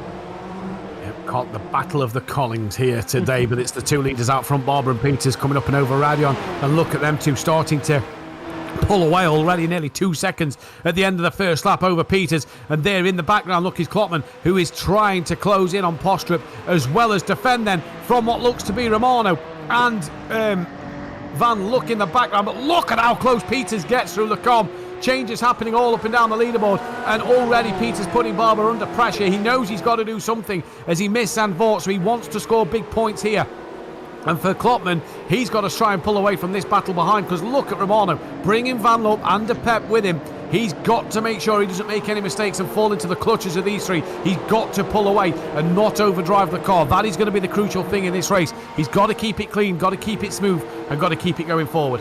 Of course, I've got to say, a good recovery there from DeMan. Obviously, he went deep at the Lacombe chicane, lost positions, and he's now back up into P8, so a brilliant job from him, looking to try and catch back up to where he was earlier on, was in P5 at the start of the race, as we just watch Philippe Hertz here, looking to defend from, I think that'll be Verstraeten behind, and Beesmans as well, as they head their way down to the Lafania chicane in turn number 13 and 14. And we have some little trains starting to form here. Definitely what we expect to see in these cars. Those little trains, those little groups of cars having their little battles. And we can see position change-wise, Clay's superb start, up 9 positions already, up into P12. A good start from Sophie, Philippette, Deckers, Van Leept, all up 3 positions. And then at the top, of course, a big shame for Klopman to drop 2 on the start. But, of course, still running in P4, around a second back from Postrup, and then around nearly 3 seconds back from Vince Peters in second place, as we see Steve Clays here looking to close down on the car in P11, as that will be Van Luck getting a move ahead of Romano. The AM car now looking to get into the top 5 of the pros. This is a brilliant job here by Van Luck, and something's telling me they'll be having a look here and maybe moving into the pro class for the next few rounds, because he's doing a superb job, and on the pace, absolutely brilliantly. Yeah, he's absolutely brilliant. It was a great move into the chicane. I believe we're going to take a look at the replay now as it comes down. This is the start of the race. This is Steve Clays here, who is actually, it was made 9 places. And look at that, just cheeky up the inside of about 4 or 5 cars at the source. Gets it tucked in, round the wall he goes. He's made about 4 places off the line from the start line to turn 1. That is a beautiful dream start for Clays. He now comes to the bottom of El Rouge. Look, he was side by side with cars all around him, nearly door to door. Oh, this is going to be fantastic from Steve Clays. That's the move of the day. Yeah, that was superb there from Steve Clay's absolute brilliance. I mean, he's made up for what happened on the first race when he had a couple of incidents. I think he's surely made up for that indeed, as Van Luck there goes a little bit deep, heading down towards Rivage corner at turn 8, and we can see, of course, Romano closing in as well, looking to try and get that P5 back. And the issue that this has had is their little battle has cost them so much time to the top 4, around 2.5 seconds back they are to Klopman, and of course Klopman right on the gearbox soon of Postrup, but he hasn't closed in that much on this lap there. I'm not sure if someone's had an incident further back, as I did see some little bit of smoke from the gravel, I think, fly up into the air. I think it might have been Beesman's there have a bit of an issue as we head our way down towards the Lafayette chicane once again. And at the front of the field, Barber still leading by a decent chunk to Peters. The gap's just over half a second as we head our way down towards Averlow. And I'm not sure if Klopman there just accidentally dipped a wheel into the gravel a bit. I think he did as they went through. Into the chicane, and a big side there from Aaron Barber, and that puts now Vince Peters right on his tail. It does indeed, and Klopman here still does not have an actual valid lap time open at the moment, so interesting to see that he's not got a valid lap time on the board. This is a replay we're going to bring you over Dupin here. This is coming in towards Lecombe at the start of the race. And just misses his brakes and taps into one of the other Porsches, and another tap, and it spins the front of his car round at Lecombe. Not the start to his race, but Peters trying to now stick with Barber, was the quickest man in the first race, needs to make sure he has that pace here in race 2. And Klopman, he's now got a lap time on the board. It's the fastest lap of the race, some 8 tenths quicker than Postrup. As here is Gerritsen trying to make a move on Leyson just in front of him after his disastrous race 1 where he ended up spinning a couple of times. He's now trying to come back through the field and get back into the position he wants to be in and needs to finish for the points here in this one. Jacobs, though, as well, trying to make up places on the pro driver in front of him. Of course, yeah, looking to get up into 23rd here is Matthias Jacobs. Certainly not been a race that he'll be too happy with, or at least an evening he'll be too happy with. But at the front we can see Cohen Klopman really closing in now onto the back of Ola Postrup for P3, as we'll see if we can get back onto that battle here as they head their way through into Malmedy, down to Ravage. And Klopman here, is he going to go for a bit of a cheeky move up the inside in towards Ravage? No, 6 back just for now, but knows he's got the pace to catch up and get a move ahead. Apostrophe goes to the inside, makes it to the outside of Jackie Hicks corner. Can we see a move here from Cohen Klopman? No, he's going to go for a switch back, possibly down towards Pouon, but no, hasn't quite got the run as we head into Pouon corner now, unless he goes for a late lunge. But I don't think the move's going to be open. No invites at all there from Ola Postrup for P3. And he's going to know that every second he's sat behind Postrup here, it's going to cost him valuable time in terms of catching the 2 out front. Has a little look again. Postrup's not driving overly defensive. He's not really holding them defensive lines massively at the moment. But Klopman just hasn't gone alongside far enough at the moment. It's a bit of a slide out the corner there for Postrup. Still doesn't show Klopman the door. As look how close he gets through Stavlo. He goes then and nearly pushing Postrup through that corner, now onto the back part of the circuit. It'll be flat out from here to the bus stop. Can Klopman do what he did to Peters in the last race and get ahead, alongside and ahead? He's going to be forced to the outside line through Blanchimont. Doesn't go to the outside though. He's going to try and stay behind him. Look at the gap and you just see him there. Klopman has a lift off the throttle now towards the bus stop chicane. Now Postrup starts to defend from Klopman. He knows it's coming round the outside of the bus stop. Nice and deep. Can he hold it in for the second part of the chicane? He can indeed. Does he get the run out of the corner? That's the important thing. I don't think he has. And he's going to be on the outside line for the source.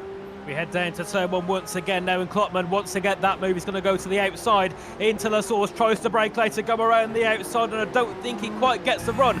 But he'll have a decent chance now up towards the Kemmel straight up Eau Rouge and Radion though first. You can see here at the bottom right the speed over 200 kilometres an hour now, heading up to Eau Rouge and Radion. Klopman looking to get back into 3rd place after a poor start. Postrup does pull away a little bit now as we head our way down to the Lake Com chicane, but of course a long straight awaits us first. Can Klopman get the slipstream he needs to get up into 3rd place as we head down to the Lake Com chicane? And I think just for now Postrup still getting that 3rd place defended, and we said it earlier on, the likes of Postrup, if he could get into 3rd earlier on, he definitely has a chance to fight for a podium here, but it'll be difficult as Klopman definitely has a bit more pace I think than Postrup does.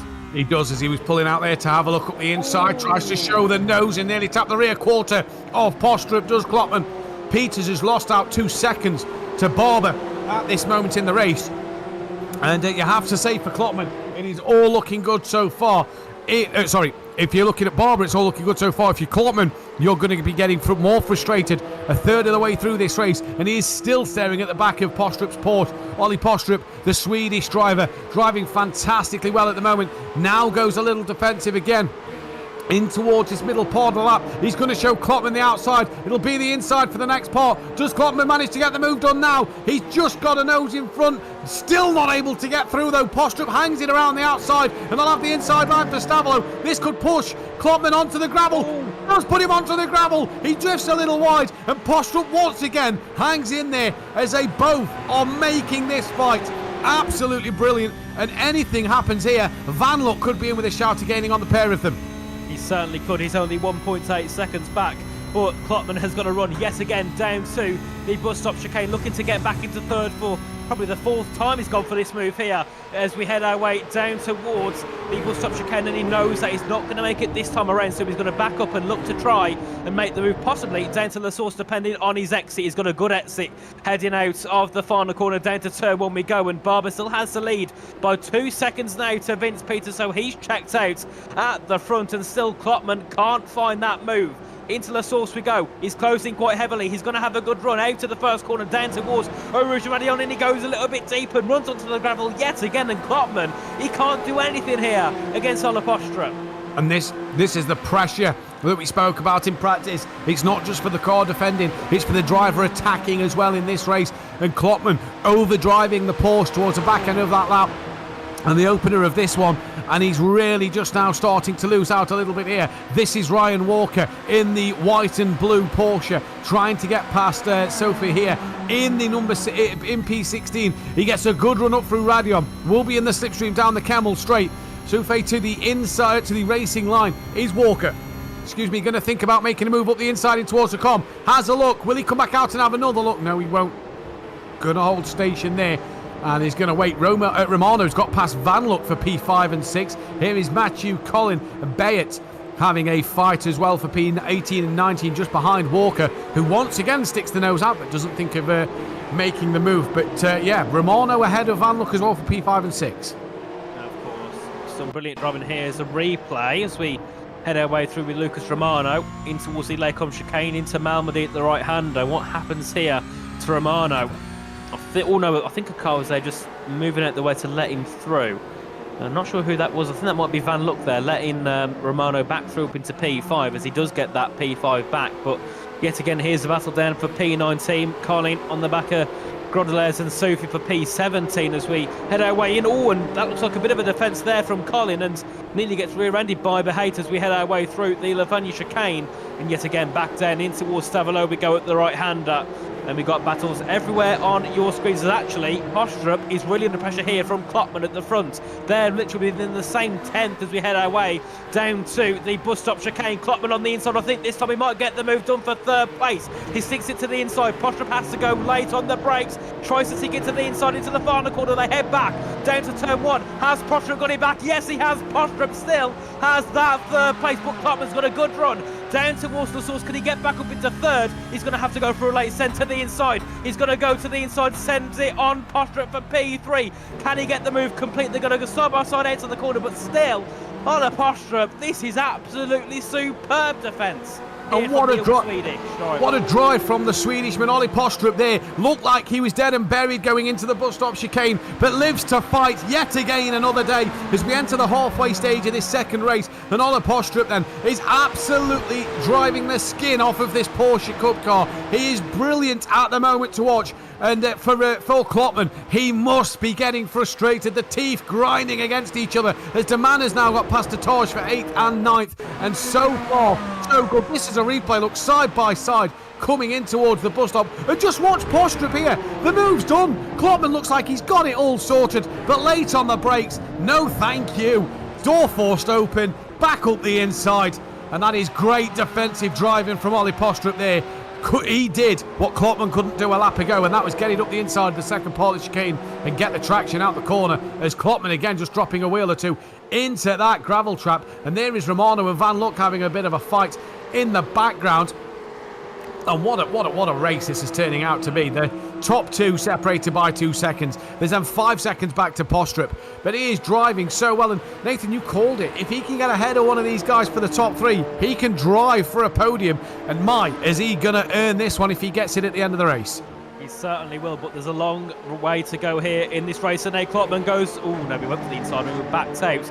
Heading in towards the right-hander, and I think now Klopman knows that Postrup's going to fight hard for this. He knows he's not just going to let him through because he's quicker, because we know that pace-wise, Klopman has got a lot more to give. But Postrup's got that defence in his bag which he can use and keep that podium position, as we do see Verstraeten there looking to get a move ahead of Philippets for P13 as they head their way through turn number 16 through Curb Paul Frere.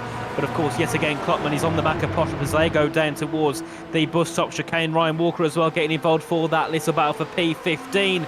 He gets ahead of one. Can he get ahead of two as we head our way through in towards Blanchemont corner now? Ryan Walker looking to get up into P14 but can't quite do so. He stays down in 15th place as we head down towards the bus stop chicane yet again. Lap 8 completed.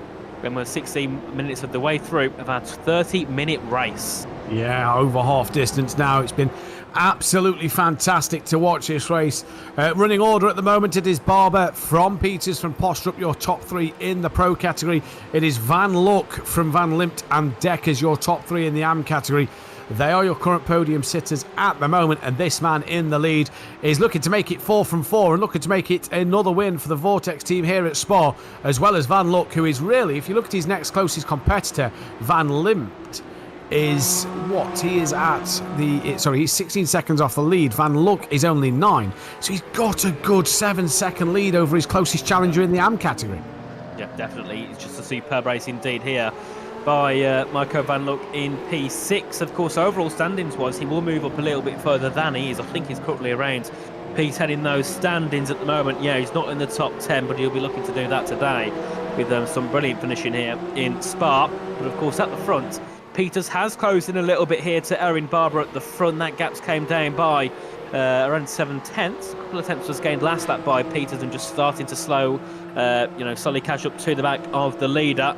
And still, Postrup remains in third. Klopman again to the outside in towards the Lefania chicane. Can Klopman get the move done? He's going to have the inside as they head their way through. He's going to get himself a little bit ahead as we head our way down to Stavelot corner. It's going to be the outside again for Klopman, and we'll have Postrup on the inside. And Klopman's going to try and stick it around the outside. He gets forced a little bit wide into the gravel again, but he has to move around the outside. We head our way through Curb Paul Frere, and this time he could have a move complete by Coben Klopman for third place as we head our way down to Blanchemont corner. Can Postrup defend it this time? But I don't think he can. I think that third place move has been complete, but we'll stick on board with these. So as we head our way into Blanchemont corner, can Klopman get that third place? He can, but Postrup yet again on the outside heading down towards the bus stop chicane. Can he defend it for about the 6th lap in a row here in this race? He tries to go up the inside into the final corner, and I think this time around, Klopman's got the move complete as we head to turn 1 again now, and Klopman has got the inside line and should get that move done and dusted for third. Let's see what Postrup can do though, coming in towards the source end. Can he get that switch back and tuck underneath? Is he going to try and keep it around the outside? He does try to get the switch back. You just see the correction on the steering wheel there. Now he's pushing Klopman towards Eau Rouge, and as they come down the second part of the straight after La Source, it is Postrup behind Klopman now as they come uphill. Can he get that run through Radion and towards the Com? Bouncing off the curb goes Colt Klopman there. He's really clattered that one hard.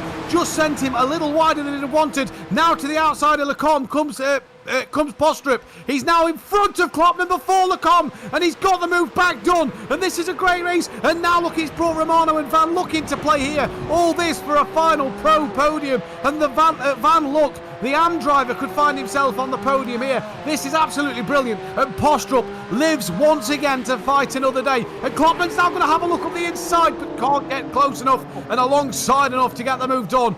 Postrup here, he's driving a fantastic defensive drive and a great comeback there at the beginning of this lap.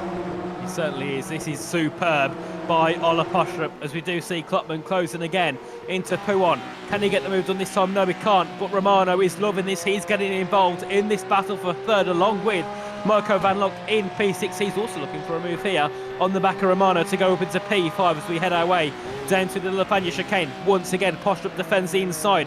Goes a little bit deep though, allows Klopman to go around the outside, and still no move can be made here by Cohen Klopman as we head our way in towards Stavilo at the right-hander, and Klopman's all over the rear of Postrup. Remember, these, Klopman finished 2/10 behind Barber in the last race. This time, the gap's over 11 seconds. That shows how much work Klopman's got to put in here to get back up into P3. But this time, yes, again, he's got a good run. He goes to the inside. He did it on Peter's last race. Can he do it again in race number 2 to get up into 3rd place? Postrup hangs it to the outside as they head down towards the Bushtrap chicane again, and Postrup back up the inside. And will Klopman send a late move? No, he can't. He can't do anything here against the young Swede as we head our way in towards the Bushtrap chicane once again. And now Romano, look how close he is. He could also capitalise off this and maybe make a move into P4, because one more mistake from Klopman and Postrup and Romano's right there.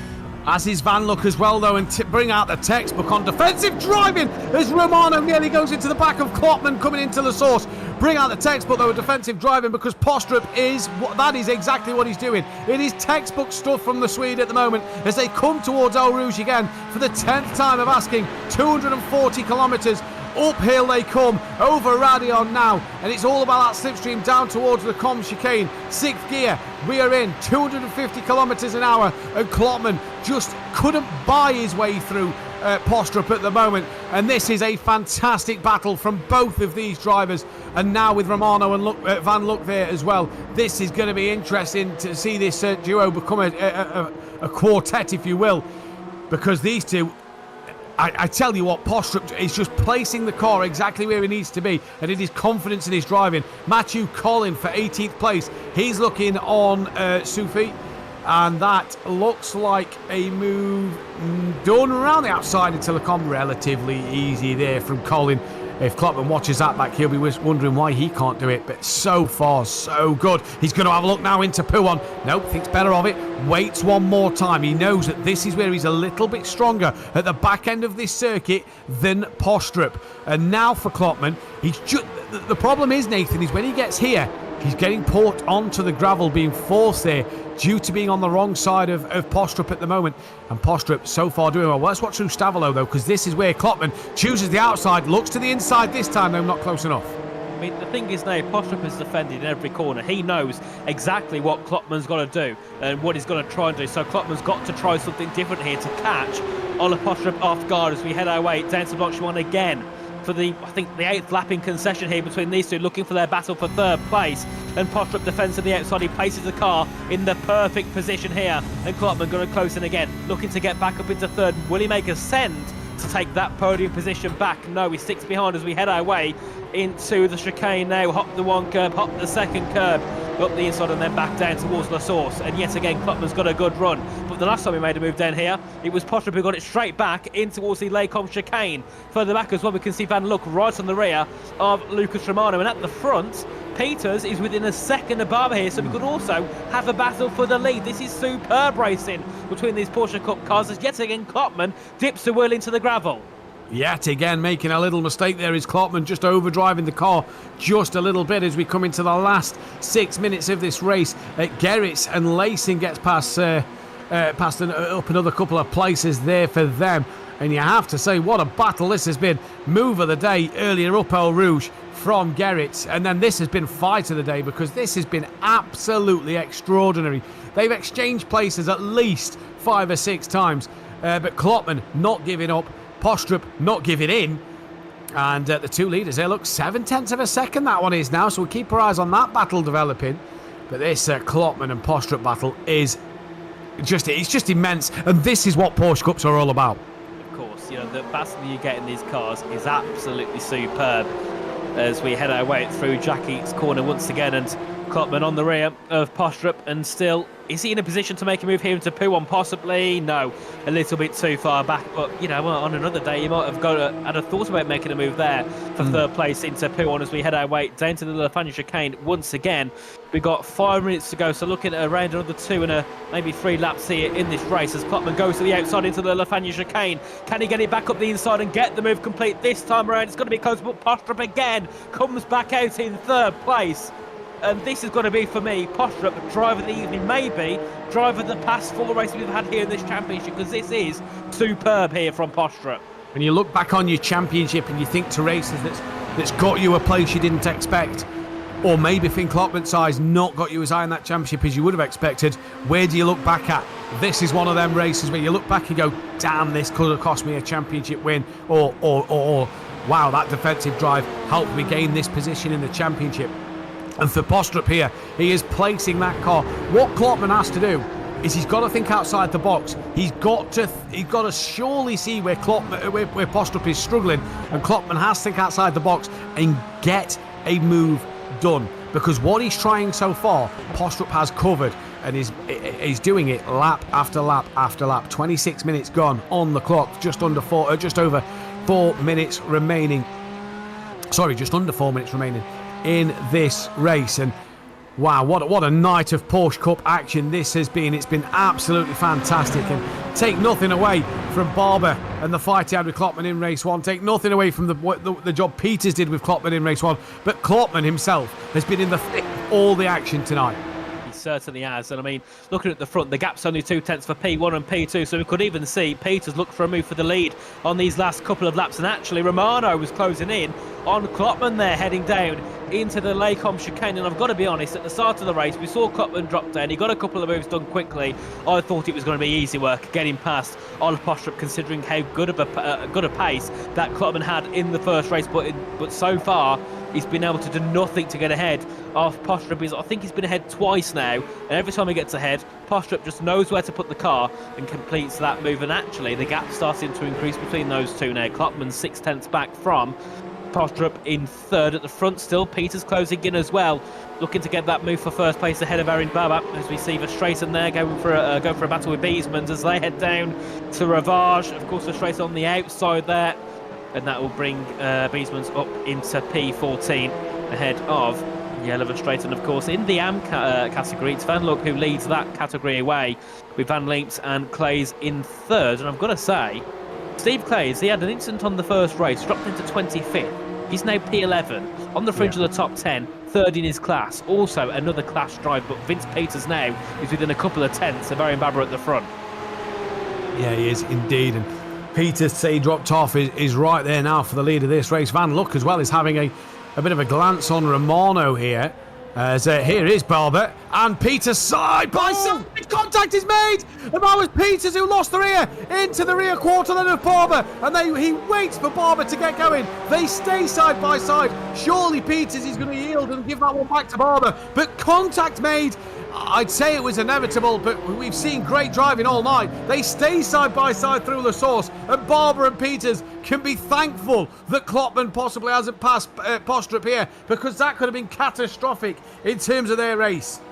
Of course, and I think we are now on the final lap of the race. I think we are in the white flag conditions, as we only have just over a minute to go in this race, and Barber still has lead ahead of Peters, but Peters will close in and try and get that move for first place. They're going to close in. It's going to be close between those two as we head our way down to the Lacombe chicane. Who will come out in front? Will it be Peters? Will it be Erin Barber? They make contact again into the chicane. Barber's on the inside, Peters on the outside. It'll give Peters the inside once again, heading down towards Malmedy, and Peters has got the lead for now, but we'll see Barber with a run down towards Ravage. He might go for a send up the inside and make a move for the lead of the race, but Peters covers it to the inside, and I think has that lead covered just for now as we head our way through. And I think Peters has got the move for the lead, but Barber comes back at him again into Jack Eakes' corner, but Klopman still can't find that move into third. He can't find that move into third, and a bit of hip and shoulder from Peters and Barber at the Lacombe chicane as they come down towards Pouon. You see second and third in the background, and Barber here has possibly got a good advantage to use Pouon in the back end of the circuit to get a slipstream towards the bus stop chicane, as Peters just timed this absolutely pitch perfect in this race. And in the background you see Postrup and Klopman still going at it, but this is for the lead in the pro fight. This is for the lead of the overall race. This will stop Barber's run, and Peters ending his day with a first and third would be absolutely fantastic, as Peters now through Stavolo just drops a wheel into the grass. That's going to lose a little bit of momentum, and Barber here will really feel that slipstream down towards the bus stop. He's got one chance and one chance only. Bit cheeky of Peters maybe to stay side by side going into the source. after he'd made contact with Barber. But here we go, into Blanchamont now for the final time. Through Blanchamont they go. Barber flat out. Peters flat out towards the bus stop chicane. Barber pulls to the outside line. Peters tries to squeeze him and cover him off. Round the outside. Maria loses the traction and around Barber goes. Peters will win the race and Barber will come home for second place if he gets it going, because here comes Postrup. No, that's Klopman. What happened to Postrup in the end? Klopman versus Barber to the line. Barber will take it, and I think Postrup got it horribly wrong. He's lost out to Romano and Van Luck. What is happening? Is he out of fuel at the end? Out of fuel, yeah. It's the final chicane. He just cut out. There was nothing he could do. And it'll be P6 at the end. But what a crazy finish here around Spa. Peters wins. Barber second. Klopman third. And I think it was 4 thousandths between the top, between second and third at the line. Oh my! How did Klopman nearly get second place here? That was fantastic stuff. All race, the whole evening has been brilliant. Let's take a look at a few replays here, though. This is Barbara and Peters. Watch Peters on the outside line now. Just make that bit of... loses the rear ever so slightly and taps Barber. And for me here, this is going to be the questionable point that Barber may raise. Why didn't Peters give me that position back? Why didn't he yield the time? Stay side by side as the white flag you see flying. But wow, and then we get into this bit. This is at the very end of the race. So Barber, at this point, is trying to go round the outside of the chicane on Peters. He's now going to have dropped the car. And he's going to try and spin it around. And there you just see, look, Postrup's car has just died. It just has nothing. He tries to cut the chicane. He knows he's not going to get the result. He's trying to roll that to the finish line. And there you see the recovering Barber and Klopman nearly get us. How he nearly got second place in this race, I do not know. Chaos, isn't it? Absolutely chaotic, as this is Romano here with a bleed. That would have been Van Luck for P4. Of course, Van Luck came home P5 and he's in the AM category. Absolutely brilliant. And also Van Linked as well, top 10 for him, also in the AM category, as Van Luck goes to the outside heading down towards the final corner. And that's where you see all the action unfold, and Van Luck went for a move but couldn't quite get ahead of Lucas Romano. But I've got to say, for me, even though we finished P6, Ola Postrup driver of the evening by far. Oh, by far. It was absolutely fantastic. It was brilliant to see.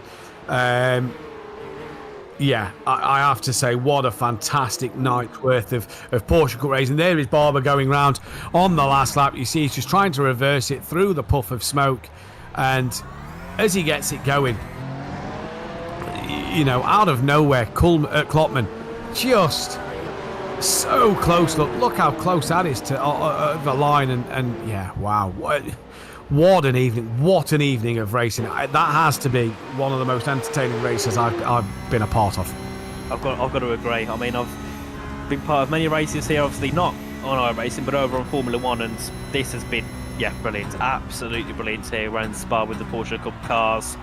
And I mean, if that's what we're going to get for the rest of the championship, I'm sad I'm missing out him even more, because this is going to be superb. 4 rounds to go, of course, in this championship, and well, it's going to be heated indeed, because I think we'll start to see some personal feuds between a couple of the drivers here.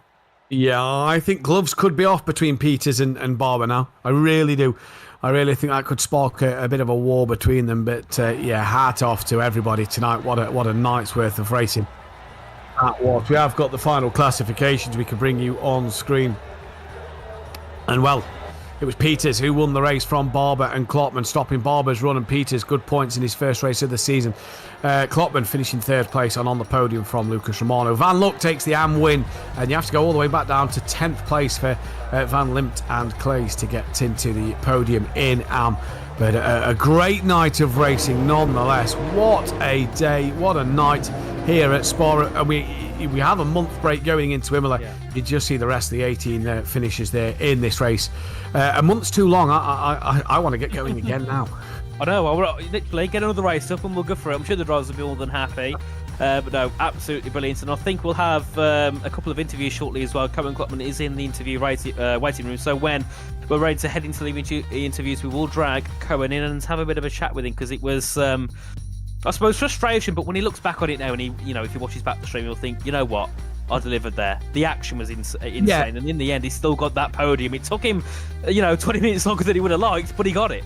Yeah, and when you look at Kevin Klopman's night as well, in all, fought for the lead, fought for second place for so long in the first race of the night. Great fight with Ollie there in race 2, and nearly come away with a second place. Very fortunate to nearly come away with a second place in race 2. So all in all, Klopman, bit of frustration maybe in race 2, but has to take away positives from this night, because he really has shown what he can do and what he's capable of, and that win, I'm sure, for Klopman is around the corner. Yep, definitely. We'll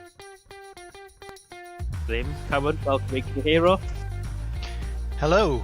Perfect. So, chaos, wasn't it? That, the first race, you and Aaron done a really good job, of course, battling all the way to the end. But that second race, you had a bit of a poor start. What happened at the start of the second race? Did you not then take in turn 1? Yeah, it just had a problem there with Nathan's mic. Cohen, I believe what Nathan was trying to say there was just talk us through a bit what happened at turn 1 in that second race. Well, the first clutch went okay, but the second clutch I just let it out too quickly. I think it just slipped on my left thumb or finger or whatever. So then I got massive wheel spin, and then I lost all kind of positions, and my race was basically done. I mean, it was a really fun race with Olle, but I think Arendt and Vince really have to say thank you in Swedish to Olle, because man, he helped me up. I have felt like I had a great race car, but it wasn't there. I just couldn't pass him. Well, it was a night full of battles for yourself, wasn't it? Great race one. We had the fight for second place and for the lead, and again tonight, just a great fight with Ollie in that second race. You just couldn't get past him. Now, that you've just said, that was the biggest problem, and no matter what you seem to do, he seemed to have an answer for. Yeah, my car was really good in the twisty part, like sector 2, but I was struggling massive on radio.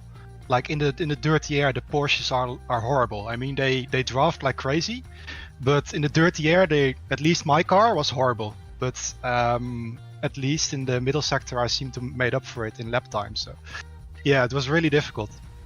Difficult indeed. Hopefully we've got Nathan back. Nathan, anything you'd like to ask Cohen? Can you hear me? Am I back? Yep, there we go. Yes. Perfect. So not many questions from myself, but of course just a brilliant effort from yourself, and obviously Porsche in the second race, and in the first race, of course, right on the back of taking that win. Do you reckon that maybe next time out in Imola could be your chance to take a victory here?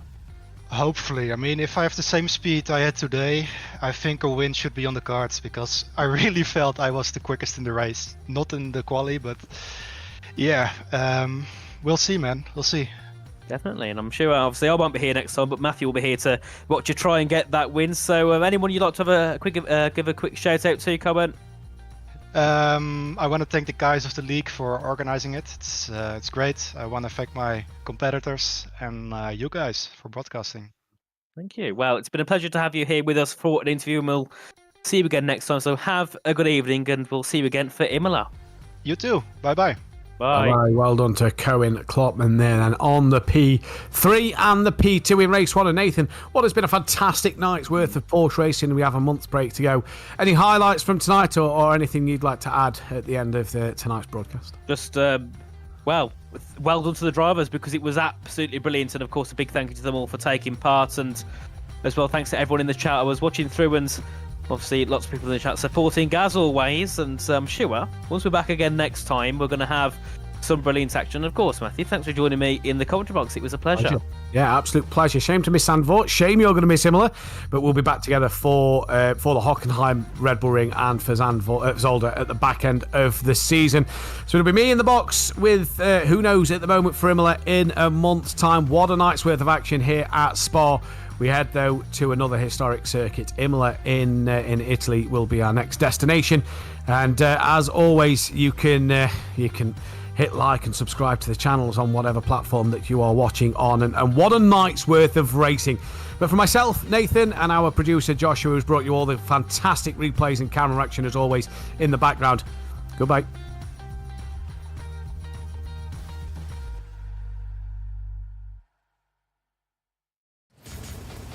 Are you struggling for consistency in your sim racing? Does your iRating look like a roller coaster? If so, we have good news for you. The way to get more consistent is to first understand what you're doing differently than the professionals. And VRS is the answer. With our competitive subscription, you will have the telemetry, setups, tutorials, and everything else you need to fully analyze your driving. Our data packs and the ability to compare your driving with the best in the world will show you exactly where to adjust your inputs, change your driving line, and shave seconds off of your lap times. And our powerful and precise Direct Force Pro wheelbase and precision pedals are being used by some of the world's best drivers. All these champions agree that VRS hardware is not just the best on the market, it's also priced well below the competition. So if you're looking to upgrade to direct drive and the best pedals in sim racing, VRS is your answer. If you want to get better, get faster,